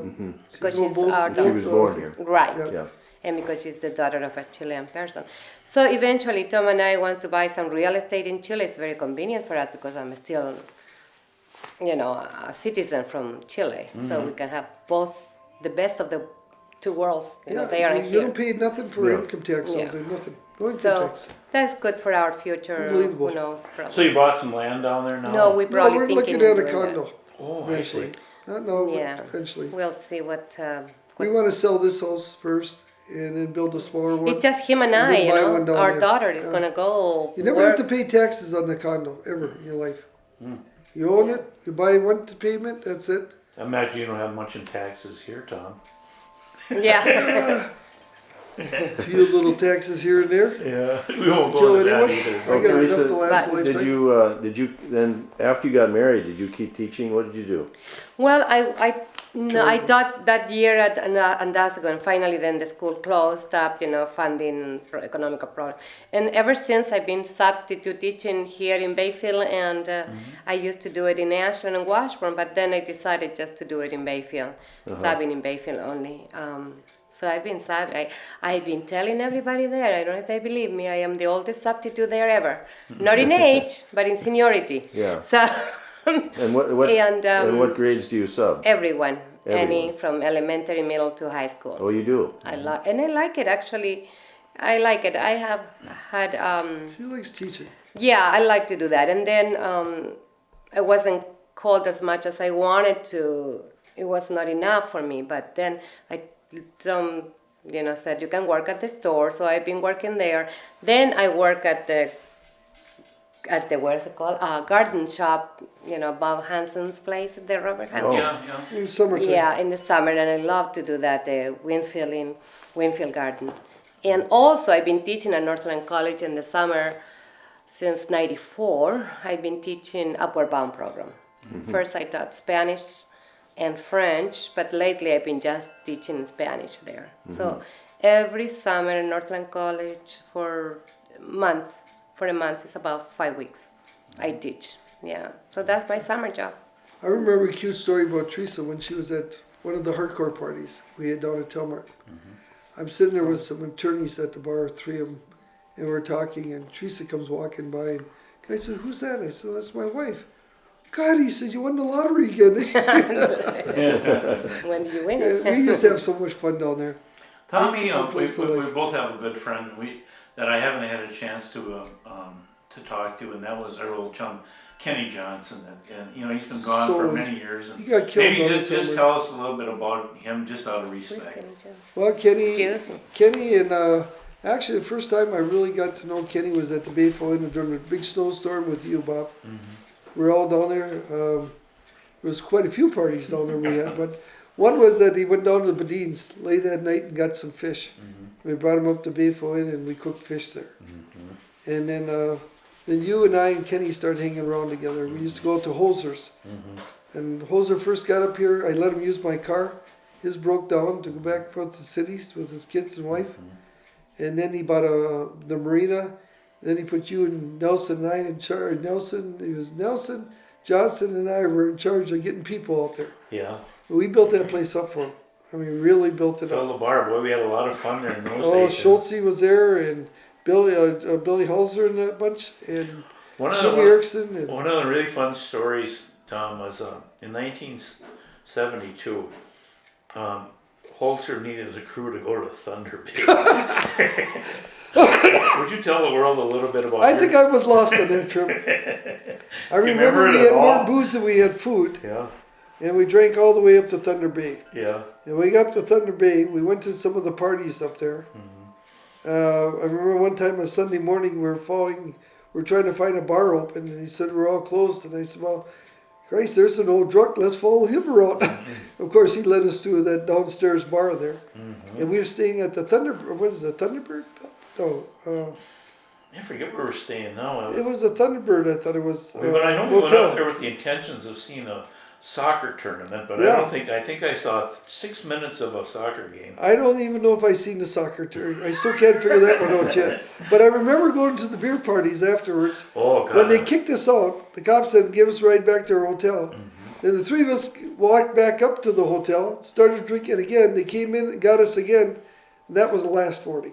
He said, So "You who guys-" was on this trip, Tom? It was, Walkie couldn't come, but it was Vernon Stentz. No, it was the little German guy.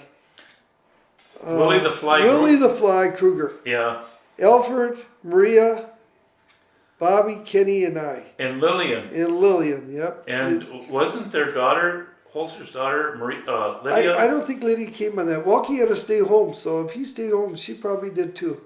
I can't remember her on that trip. I can still see Kenny Johnson because we left at remember that? We left at 11 o'clock that night. And you and Maria and Willie and West, you kind of went up to Port Wing for that area. It had a couple little snowshoe grogs. No, we took a quick run up to Port Wing, yeah. They had a few drinks. We stopped at every bar on the way home. Holster's coming in from Houston. Yep. And so, and you guys we're about ready to go night-night when we left. But we stayed up till 2, but we sailed the sailboat across. All the way past Duluth. Yeah. Towards Thunder Bay. We went up around Pigeon River, and then we got halfway across there. It was about 6 in the morning, and I remember Kenny Johnson saying to me, "Bob," he said, "you getting hungry?" And I said, "Yeah, I'm getting hungry," because we'd been up all night sailing the boat, and Holster was down there Drinking wine. stuff. And then I said, bring me up a sandwich. So down he started to go, and all of a sudden, no, I went down to get the sandwich for him, and all of a sudden you flew by me, and then Kenny said to me, he said, "Bob, hurry up, come watch Tommy feed the seagulls." We drank wine all night long. I Drinking remember wine that. all Oh my God, that was terrible stuff. And then remember, I was so sick of my life. I think Lydia was there because I remember her giggling the whole time. Remember, you were laying in the rack down there, and she'd say, "Tom, you want a glass of water?" Oh, that was the only time I ever got sick in my lifetime. Never got seasick, but that was drinking that cheap wine, I told him. And we were drinking screwdrivers all the way up to Corny and back Yeah. to Port Wing. Mm-hmm. We left around 2 in the afternoon. We went all the way up there and waited for Holzer to come. And we got back there and we started sailing. And then I think we drank all the trip down there. I remember when we were supposed to go back. And I met those guys at the party, and they're having a drinking party up there with the Germans. It was Gunther and Manfred. Yeah. They played on the soccer team. Yeah. So they said, "Come with us." I said, "No, our boat's leaving. We'll give you a ride home." So there I was in Thunder Bay the next day. No ride. The boat was gone. Already sailed. Yeah. And I was supposed to open up the grocery store. The next day, and they drove me home that night after the soccer tournament. We got into Bayfield about 2:30 in the morning. I remember we stopped at a bar there, and we got a jug of orange juice. And we got another empty container, and we filled them half and half of vodka and orange juice, and drank those on the way to Bayfield. And they turned around at 2:30. They dropped me off at the store, and turned around and went back to Thunder Bay. Gunther Manfred, I still remember. They were their on that names. German soccer team that Yep. Holster liked. Yep, There was like 12 teams yep. from around the world there. It was actually a pretty good tournament. Well, there was a very good If you tournament. even understood what was going on. Yeah, I enjoyed the German parties. But I remember the trip back there when we left you guys. There was, "So where's Polaski?" We didn't know. So Holster says, "Off we go now." I told him if I'm not there, leave without me. And we were supposed to go right back to Bayfield, but we started playing that German music. Do you remember that? Yep. We used to play that Heinze. And so off we go towards Isle Royal, and we had picked Well, you up. guys did come in for 7 days after that. No, we had 27 cases of that old Vienna beer that we Oh, bought there, and we were supposed to bring some back for Betty Lind.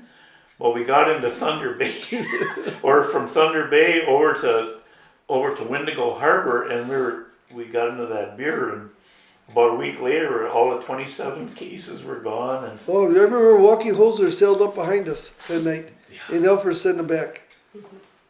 Yeah, he was in the sailboat all by himself. He wanted to go with us, and Alfred wouldn't let him, so he took his own sailboat and sailed up.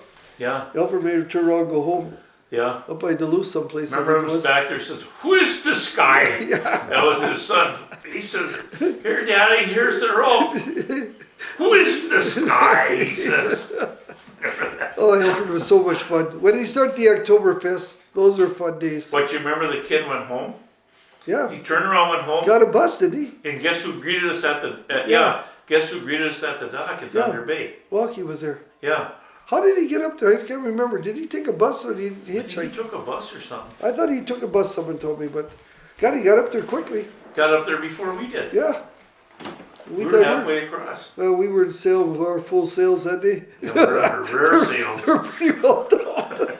It was time to drink. What are the old saying, 3 sheets to the wind? You remember the time that Willie, and I don't know if you were with us, Schultz was with us. We were going to go from Alfred Hoser's for the new test run of the boat when we got it going that year, one year. And we're going to sail to Madeline Island. It was about 11 in the morning. So Kruger gets on the boat. Schultz was there. Willie the Fly was, we'll call him Willie the Fly. He was there. And I don't think his wife was there. It was Maria and Alfred and Walkie, I think. And we're sailing across the bay here to Madeline Island. We're going to the beach club and have a drink. So Willie climbs up and sets the top mast for Alfred. Well, he's up there. I said, Willie, I'll give you a case of beer if you jump. No, he says, 5 cases of beer. I said, no, I ain't going to buy you 5 cases of beer. I'll give you a case of beer if you jump. No, I'm not going to jump. I said, okay. 5 minutes later, he's climbing down the ladder. His foot slipped, and he fell off and landed in the lake. Oh. Now he's in the lake. He says, this constitutes I get a case of beer? I said, no, you fell. You don't get a case of beer for that, Willie. And meanwhile, the sailboat's going by him, and we're yelling at him there. I said, Alfred, you got to turn around and go pick up Willie. He said, he got there, let him swim to shore. Yeah. And it was right out in the middle here. Oh. Shermy Edwards happened to see it. He was standing on shore with his boat, and Shermy went out and picked up Willie and gave him a ride to the island. But Alfred left him there. He was about to pick up that dumb German, let him swim to shore, he says. He could swim. And Alfred left him there. We kept on sailing. And I remember Shermy going out and picking him up and dropping him off. Do you remember Brother Brewer from the north end of Bass Island? When he was that band, taught band music down in Chicago? The guy with white hair? Yeah. That looked like an albino? Yeah. He scared the living daylights out of me when I was on the island that time. I was camping with the Atwoods kids. Because John had asked me, him and his wife wanted to go out that weekend, so he said, would you take the kids camping on the island? A little boy and girl, you know, and I knew them. I knew the family for years, so I said, sure. We took a canoe and went over there, put up a tent, tell the kids stories, scary stories, and then they want to go to sleep. So about 2 a.m, I see a light on the tent outside, and I could hear someone, who the hell would be out here in this island? Scared the living daylights out of me. I come out of the tent, I said, who's there? And he shined a light in his face, and the white eyes and the white hair, Oh my God, I tell Like you. something would freak He you was out. weird, yeah, he was a weird guy. The Yenches from the island told me that they ran into him a couple of years ago Oh. in Chicago, or when I married one of the meetings on the island, for the state wanted to take it over. Oh, the feds? Feds, yeah. Yeah, One of National Mary's Park. meetings there. He was there at it, she says. But we've never seen him up here since. I don't know whatever happened to him. Sense. What? Chris. Huh? Just can we take 2 seconds, Johnny? Yeah. Yeah. Oh, tell the story. Yeah. Are you on? Yeah. Tell the story of the piggy. In 1965, I think it was, Schultz and I decided to have a pig roast up at the Echo's place. So we ordered a pig from the store. I think it was 135 or 45 pound pig. And it came in and we had to hang it in a cooler. So Saturday morning, about 10 o'clock, we wanted to take a trip to Ashland. So Schultz had to go someplace. So I said, I'll go down and pick up the pig. So I, Which the guys, Schultz was it, Tom? Mike Schultz. Michael So I said, Schultz. I'll go down and pick up the pig. So I put the pig in the car, went up to the house, and I put a pair of sunglasses on it, and a scarf, and a shawl around it, and tucked him in, sat upright beautifully, took him on a drive over to Washburn, had a few drinks at the bar in Ashland. It was a hot day. It was Pig about- sitting in the car. Oh yeah, it was about 80 degrees out that day. So I come back to Bayfield Inn to meet Schultz there. And I walked into the Bayfield Inn, this must be about 4 o'clock now. and I hit all the bars in Ashland, showed my girlfriend off. And I walk into Bayfield Inn, and I remember Bucky, I think it was Bucky or Jimmy Erickson says, "Where's your girlfriend?" I said, "No, I left my girlfriend out in the car." And why didn't you bring her in? I said, "She looks too much like a pig." So I said, they said, "She can't be that bad." I said, "Listen, you guys, if she's not a pig, she doesn't look like a pig, I'll buy everyone in this place a drink. But if she does, you guys got to buy me a drink." So they went outside. All I heard is the laughter. I mean, they come through that door. They laughed so hard. They bought me a drink, but oh my God, this is, what a pig! And I tell you, she wasn't the cutest girl on the block. Yeah. But oh, we had more fun with that. But then we went up and cooked it. Well, meanwhile, the thing heated up all day in the sun, soured the pig. You know, we didn't know it at the time. So Schultz and I put on a spigot. We had a keg of beer, and everyone took turns all night long turning the pig, and some guys went home and slept for a couple hours, came back out, and 4 o'clock the next day we made a deal with Andreessen that we'd sell the $10 a plate of tickets. I think it was $5 or something for a plate of pork and potatoes. So it got clouding up. We needed a place to go, so we asked Andreessen. It was going to rain, so could we have it downstairs in the basement? We wouldn't bother anyone because they were serving dinner upstairs on Saturday night, and they had a lot of people for dinner. So we brought this pig and carved it up down there and put it on a plate. Now, where was this? This is at the basement of the Bayfield Inn. They had a convention room down there. Okay. It starts stinking up the whole place.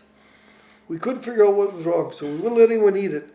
But it stunk like hell, you know. Wow, this is a terrible smell. Well, it got upstairs and affected the people in the dining room, so they come down and he told us to get that stuff out of there. So we opened the side door. We put it back of a truck. The whole pig, everything. It was just potatoes, everything. We just threw it in there. Oh, God. Took it up the dump and put it in the garbage. It was sour because we had it out in the sun all day. It was the worst pig roast of a lifetime. But we had more fun with the pig. It was worth it, you know. Yeah. Every place we went.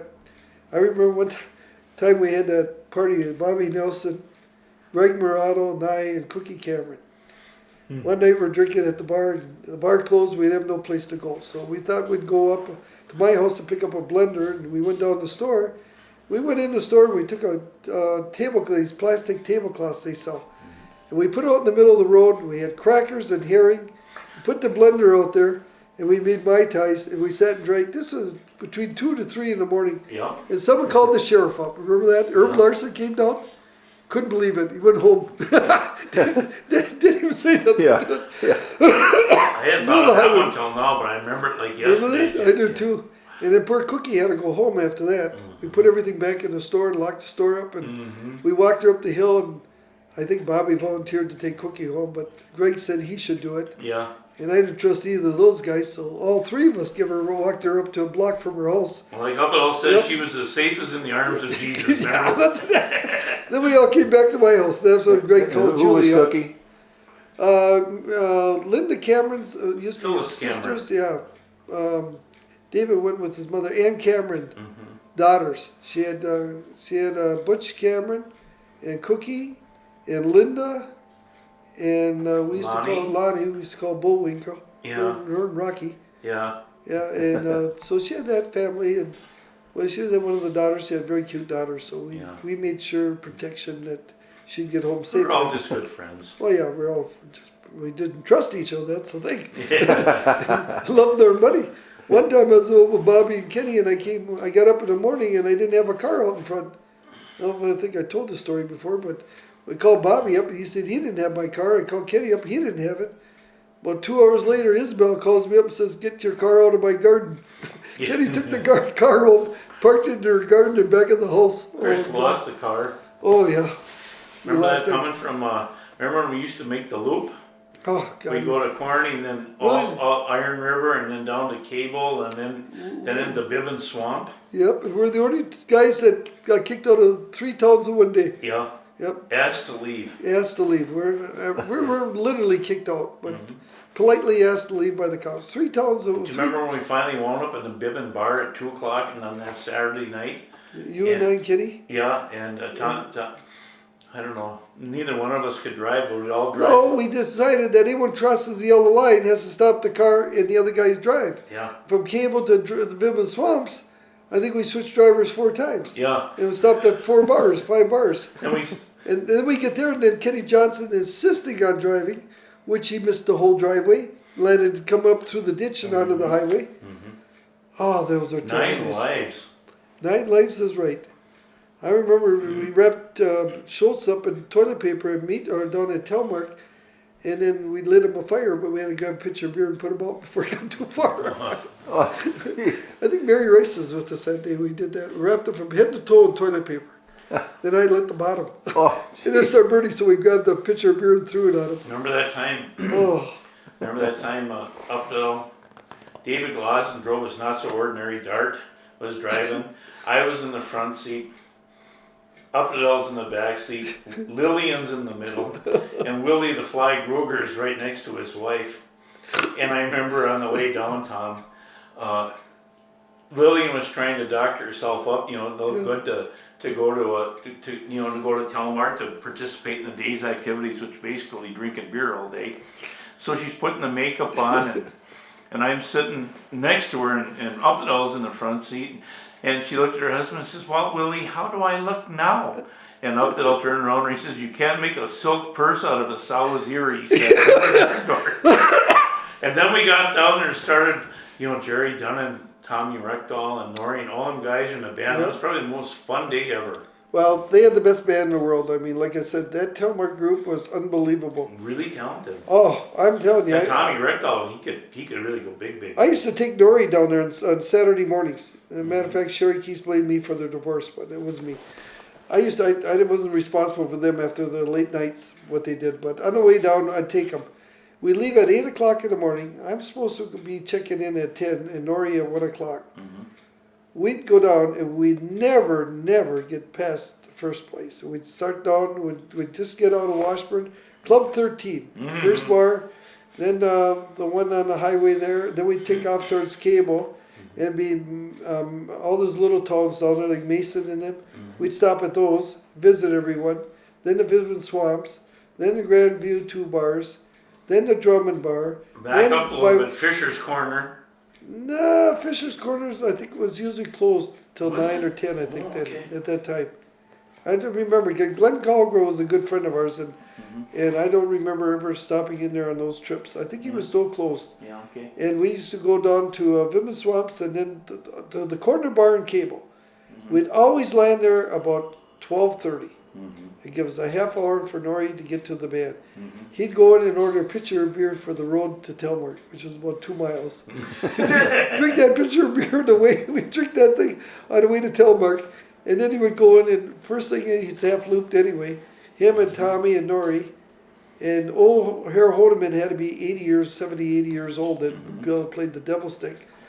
They went into the fire room there with the furnaces and they'd smoke pot. And they'd come back out.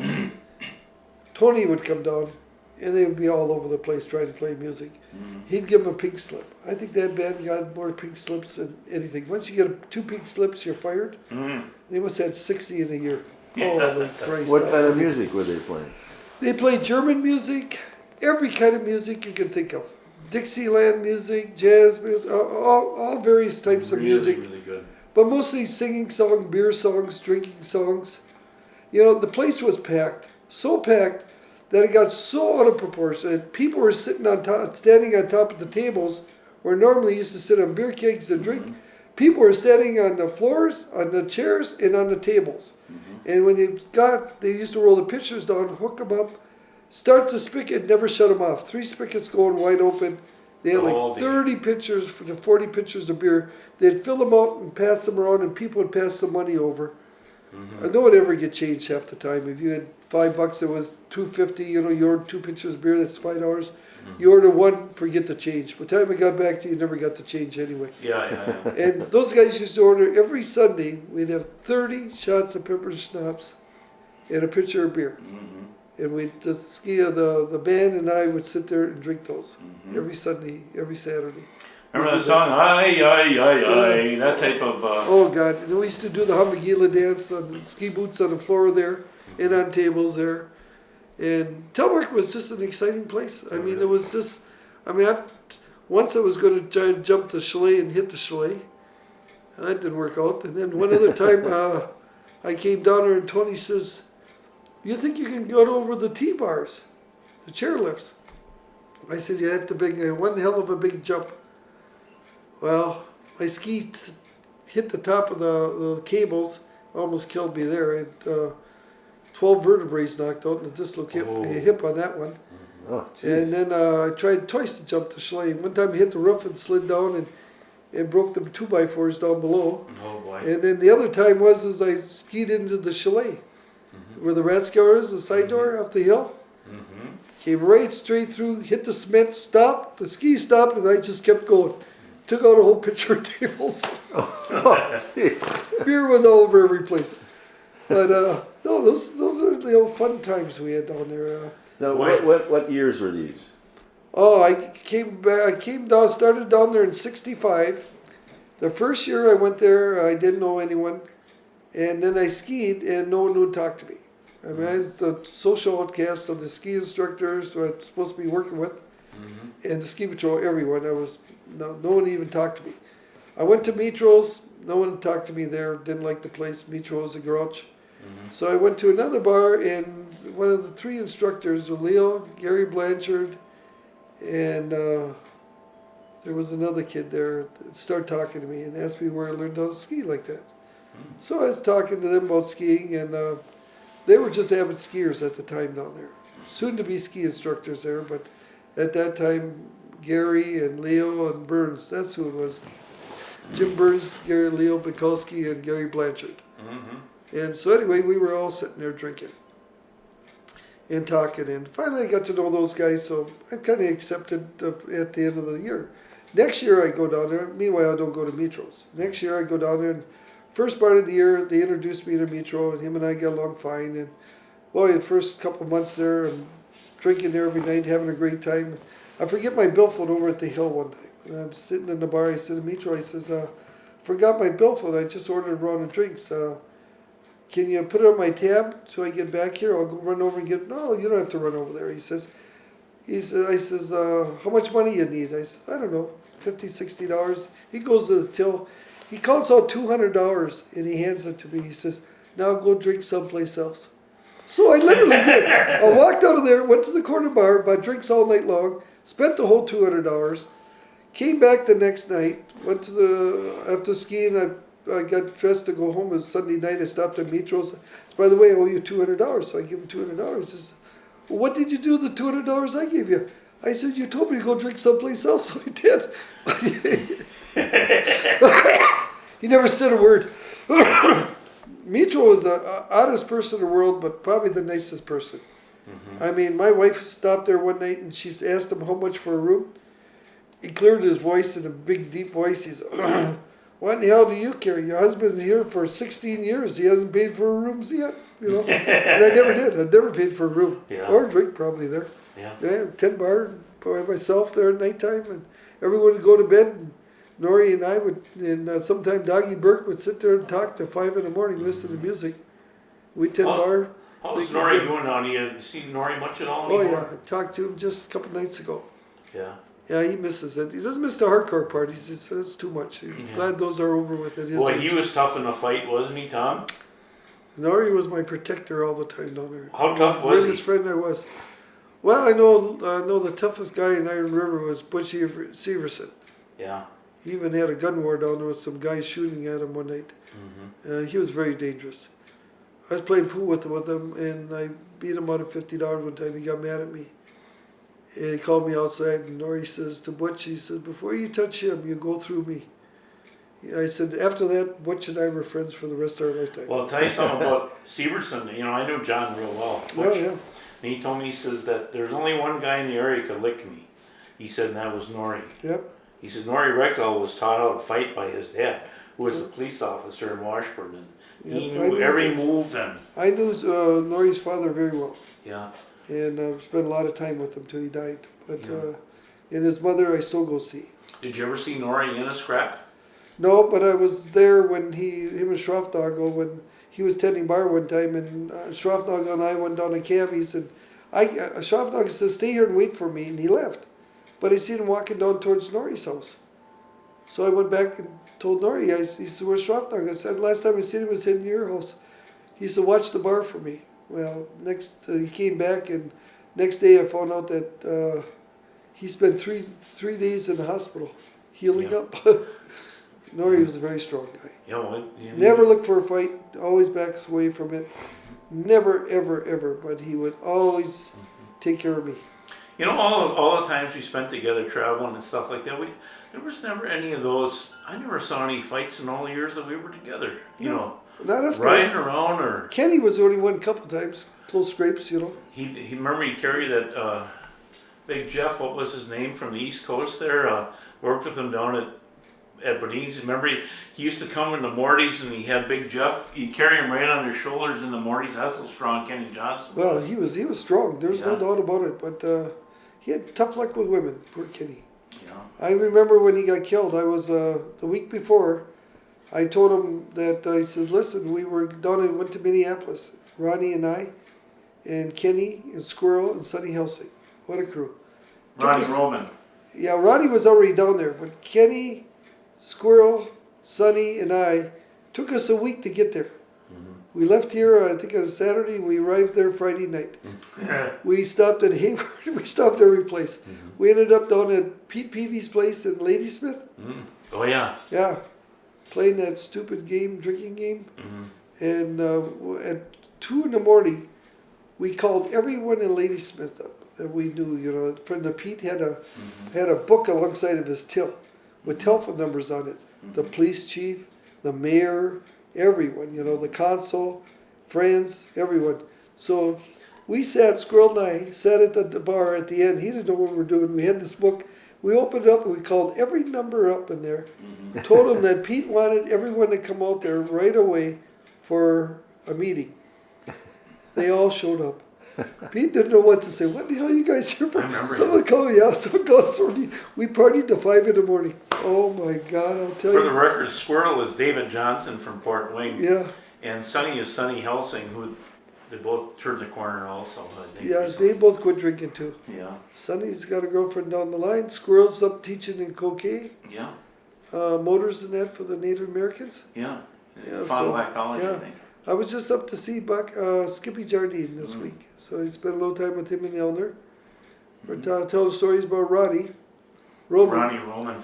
Oh my God, Ronnie and Bucky. We used to go out, literally work at this. It was a work thing that we would do to see who could screw someone else up, you know, really bad.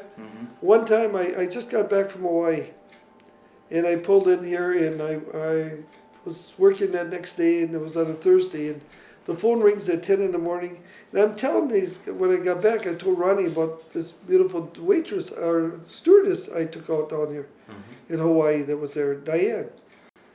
So I get back here, and I get a telephone call. This lady's on the phone saying, "This is Diane." And, you know, you don't really think, you know, of the voice, you know? You're so happy to hear her voice, you know, yeah, I'm at Cornucopia, Pancho's bar. I'll be right out. So I put down the phone, jump to the car, and go to Pancho's. I walk in, and Ellers is sitting there, and a few other locals, you know, Hans Martinson. And apparently everyone up the line, Ronnie had implicated in this deal. So I stopped in, and I says, where's the girl here named Diane? Yeah, Hans says, well, have a drink. So I had a drink with Hans, and he started telling me, so, Tom, she's gorgeous. She's the most beautiful girl I've ever seen. Well, I said, where is she? Well, Ronnie picked her up, and they just left here. I said, where did they go? They went over to the next bar, over the corner bar there. So I said, okay. So I jump in the car and go over there.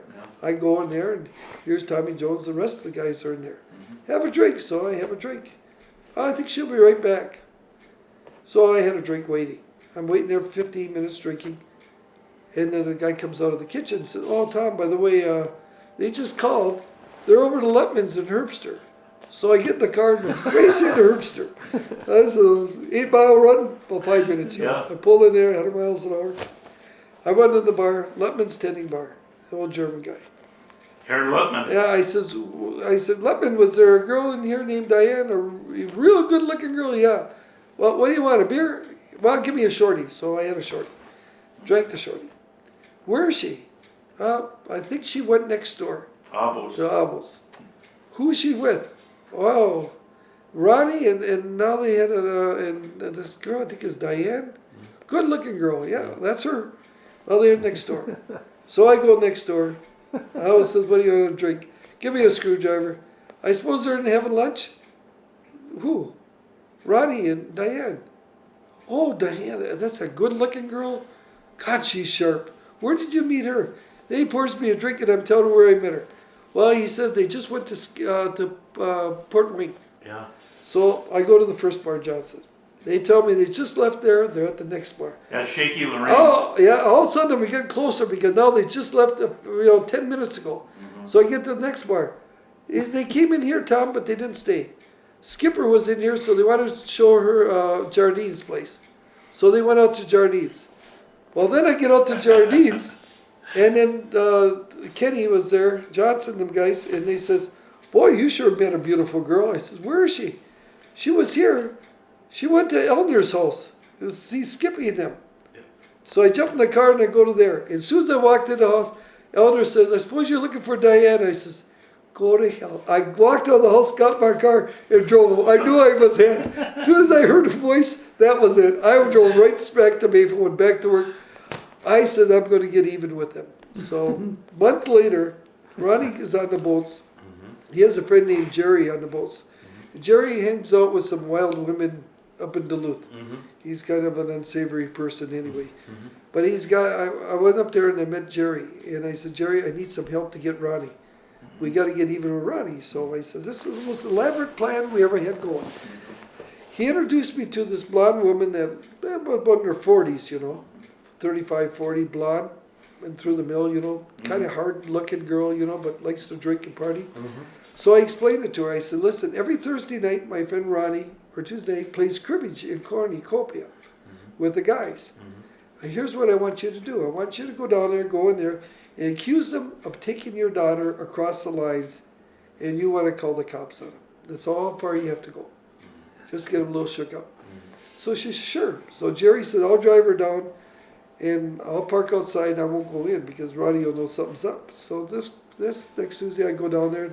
They're playing cribbage, and I'm there, and I remember a bunch from Redcliffe was all there. Half of Redcliffe was there.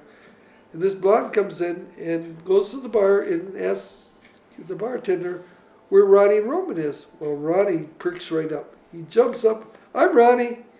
Big smile on his face. He walks over there and he says, well, where do I know you from? You don't. She says, Ronnie, you don't know me, but my daughter knows you. She's only 15 years old and you brought her over the state line. Ronnie said, I don't know anything about it. She put her finger in Ronnie's chest and marched him all the way back against the wall, yelling at him, screaming at him. Turned to the bartender and says, call the sheriff. I want this man put in jail. The sweat was running down Ronnie's face so bad, I couldn't take it anymore. So I got up and told Ronnie, it's all a joke. No, I don't know the girl. I don't know anyone. So we kept telling him it was a joke. It must have took 5 minutes to get through to him. He sat down in the chair and put his hand in his face. I remember he was trembling so bad.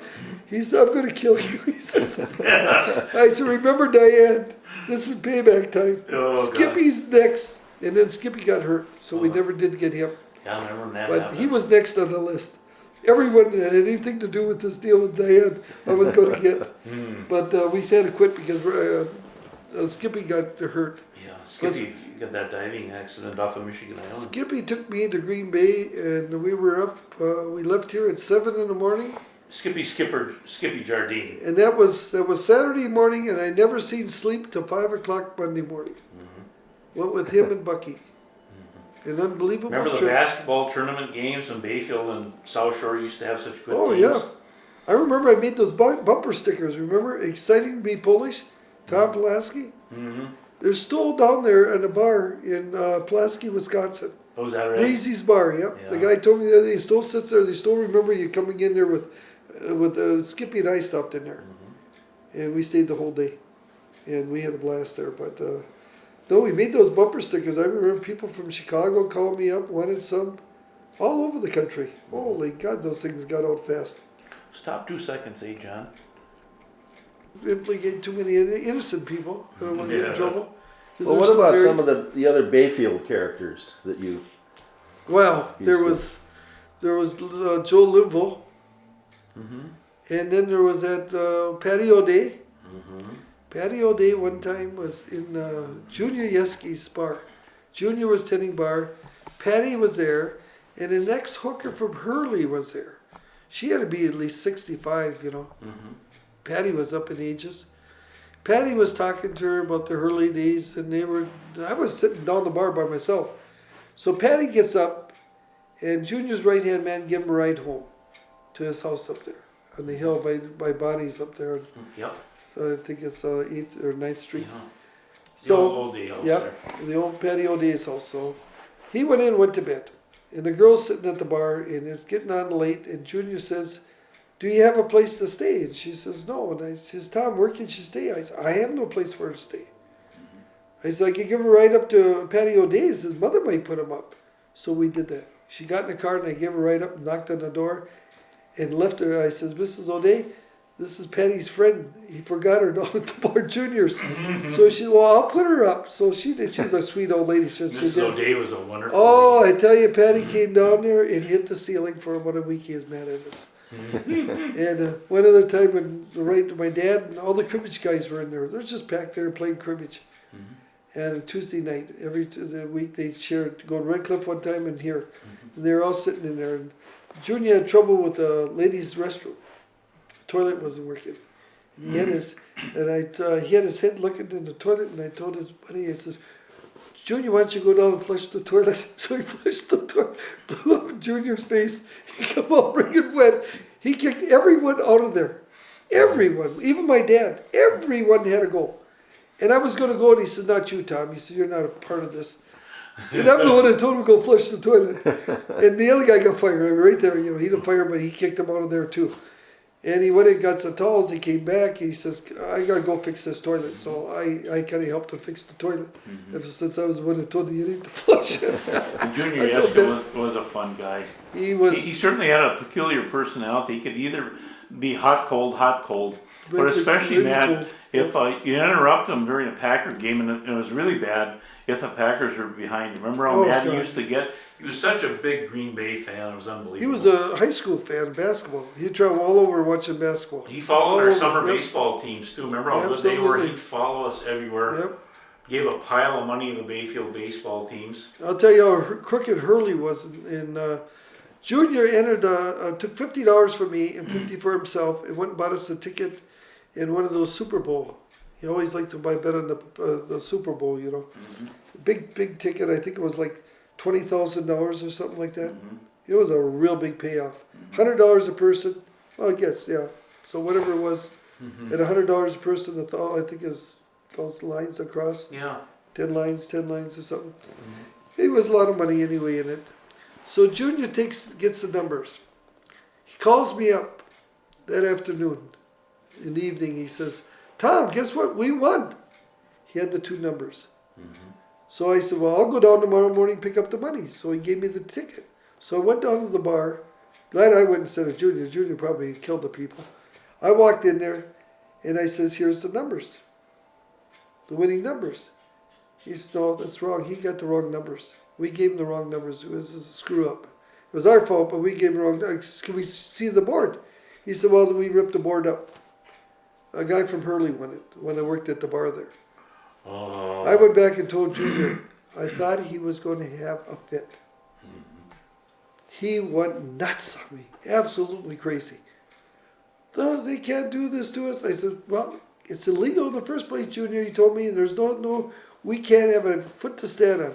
I'll never go back in that bar again. And Junior didn't either. Never went back to Hurley, I don't think, again. Yeah, they ripped him off on that football deal. For the record, Junior Yeska owned a corner bar with magazines, and he held it for a number of years. And he inherited that from his dad, who was Ed Yeska. Built They're the first- cornucopia people. Yep. They built the first ice sled. His dad did. I was like 4 years old. I was watching him build it. And then we'd go up and watch Mo make leads for nets. Elvis, Elvis, he used to let us pour the lead in there and that. tell us a little bit about Mal Erickson and what you do when you were kids going to Rocky. Mel was the greatest guy in the world. You'd never think he loved anyone. You know, he's a real hard worker. And him and Gilmore, you used to hear him at 4 in the morning, 4:30, all the way till they got to the boat. Gilmore Young. And I don't think they ever quit swearing, ever in my life. And they would get on the boat and it'd be the same thing. They're the hardest workers you ever seen. But we used to go out with them all the time. Did you stay at Rocky Island or? We stayed in Rocky Island at that little house. And we used to walk down through there, and the deer would come out of the old houses, you know, and scare the living daylights out of us. And they would get a bottle, and they'd sit at the thing and drink, and we'd go for walks, because none of us ever drank. We were little kids. And didn't like anyone that drank. So he'd tell us, well, if you don't like it, get the hell out of here. So we did. We used to walk down down by the shoreline and that. Did you go to the other side of the island ever? Or? Yeah, a few times we did. We were little then, you know, it's scary. You're little kids, you know. Yeah. First crack in the brush. Who we was used to with you run. there? He's been. Are you ready? Yeah. Our trips to Chile is exciting. On the first trip there, I got married to her. And the second trip, I got food poisoning, sun poisoning, and I got water poisoning. That's when I thought they were trying to get rid of me. I lived there for 3 months.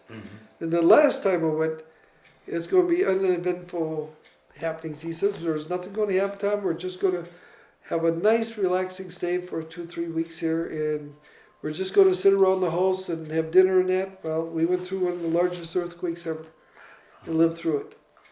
And that was unbelievable. What town, what village, where is We're in Santiago. Santiago. Yep, in the suburbs right there in Santiago. And behind us, a guy's walls all went in. Right behind him, we lost a beautiful Catholic church and lost 2 other Catholic churches in the same area. And the big wine company, the largest in the world, all their vats went down. They lost a lot. I mean, you could drive through there at nighttime with the windows rolling up, and you could smell the wine. All got dumped in the fields. You know, I mean, just huge vats. So everyone took a hit over there. The airport was wiped out. A lot of roads were wiped out. Overpasses were wiped out. All the stores were closed. Locked everything off the shelf. The big Walmarts over there are called lenders. And they opened up their doors and just let the people come in. They were supposed to just take the groceries that's on the floor and that stuff, but they didn't. They took the TVs, everything. Marched out with the whole store. Yeah, that was a mess. But most of all the stores, the big stores like that, got really hit. Did you go down the waterfront and see where those tsunamis hit at all, or? No, they were 6 hours away from us. Okay. We were in Del Prez down there on the ocean front. Concepcion But or something like Concepcion down south they went. It was really spread out, so it was as damaging as it could have been. I mean, it could have wiped out the whole town permanently. His just took about half the town out. Tom, tell us your experience of being in that earthquake. It's odd because you feel the bed trembling. It just shakes, you know, and you get up, you get a few steps, and then you can't move anymore. Your feet won't move. You just can't move. You can't run outside. You want to go, but you can't. And then the noise starts to elevate. And you can feel the walls like they're pulsating. You know, they're moving back and forth. And the whole house is like being inside of a blender. But with Teresa said she couldn't hear the noise. But that's all I could hear is noise. And then I could hear all the glass busting in the house. What time in the day was that? It was 4:30 in the morning. Because I remember Teresa, the family stays up till about 4 in the morning. Night people. They play cards, they sit out and eat outside, they sit and drink and they sit and laugh and tell stories and all kinds of fun. I mean, it's just like we have 14 people in the house. Average between 14 to 21 for every meal. There's 4 meals a day and 1 snack in the evening. So working pays for all that. He's just constantly going to the grocery store buying food. And this goes on from December to March. And all these people are living in the house. All the grandchildren, the daughters, and then all the grandchildren. And then the relatives come in the evening to eat dinner. They come up there to have dinner. Who does all the cooking? Well, the girls do. Teresa cooks a little. Kenna cooks. Susan cooks. But mainly Fina. She cooks mostly. And who is she? She's Jorge's mother. Teresa's mother. Okay. Teresa's mother is Jorge and Fina. Okay. And loveliest people in the world. You never could find people that nice in your lifetime. Everyone that they have contact here in Bayfield loves them. When they come here, everyone loves them. He goes out, he takes my car, drives to Ashland, does his own shopping, can't speak a word of English. but he gets by. You know, he drives down here, fixes everything in the house. He's one of the greatest electricians. I went to Rosalic and I went to 3 other people to fix the fireplace. They said it would cost $3,500. Cost about $60 for him to fix it. They made a blueprint of it and fixed it for $60. That's all the parts I had to buy. $3,500 job for $60. You know, he fixes everything. Isn't he a mining engineer or something He's like an that? electronic engineer for the mines in Chile when the Americans were running it back in the 60s and 70s. Is he retired now? He's retired and he just threw a party for his granddaughter and he paid for that one. That was $26,000 for her wedding, which was a gorgeous wedding. And they have filet mignons, all you can eat, hors d'oeuvres all night long, from 7 o'clock till, well, it started at 7:30, I think, till 5:45 in the morning Wow. when we left. It was going steady then. All the drinks, everything, no one had to pay a dime for anything. Everything was paid for. Beautiful place. And like I said, living in their house, you just lay at the pool all day, eat and drink, and that's all you do. So it's a beautiful area. Chile is one of the best areas in the world. They didn't want to accept any help from anyone. They want to finance and build their country back themselves. Sounds like they are too. They are, yeah. They got worse hit than Haiti, I guess. Oh yeah. But it wasn't quite as Yeah, many people lost because Yeah. of the population density. Well, not that. It's because everything in the homes are built for earthquake proof. Oh, I see. But the damage came when the water damage from the tsunamis came up and hit it. Yeah, that's where it wiped out 4 villages that no longer exist. Wiped out another town, no longer there. And they don't know how many people are tourist people that stay in these fishing Unaccounted for villages. Oh yeah, they'll never know probably of those. But Teresa's family's place is okay? That was the only damage inside to the house. You know, the loss of a lot of glass. All the glassware got busted. Shook but off the yeah, shelves. yeah. Oh yeah. Jeez. It was just like I said. It's just like being in a blender. You just can't believe. That was kind of like a It's shaky. 9.0 earthquake too, or Yeah, it's more. close to that. But Chile, Santiago was a few degrees lower, Mm-hmm. which isn't, you know, but how they measure it is 1,000 times for every one you go up. So they might have been 1,000, maybe half that. Equivalent to how many equivalent. nuclear bombs or something? Well, it was equivalent to 800 times the size of the one that was in Haiti. It was 800 times the size. Larger. And when you can move a whole city 10 feet, land moved 10 feet, so. And it moved off its axis, just a little axis. So yeah, it was really a potent earthquake. Yeah. 20, 30 years ago, there would been all kinds of deaths. Homes would have all been shattered, but now they make all the homes earthquake proof. So like 50 years ago, yeah, there would have been a huge amount of damage. Are the in-laws coming home here to Wisconsin again, or? I think they'll be here when Tracy graduates another year. Okay. In the summer, not this summer, but the following summer. They'll be here. Before 2012, she says, we'll get to get there. After that, she's there, the world will be. Or any of us will be. Well, that's about as much as I know. Bayfield is still the best place in the world to live. Well, thanks, Tom. Great Thank talking you to guys. It's nice talking to you too. I'm not as entertaining as my mother, I'll tell you. She had a- Fern. She had a hop, skip, and a. I remember jump. Fern so well. She was so great. Yeah. She's She's always a memory in Yeah. my life. Well, Always. should we watch the end of this demise?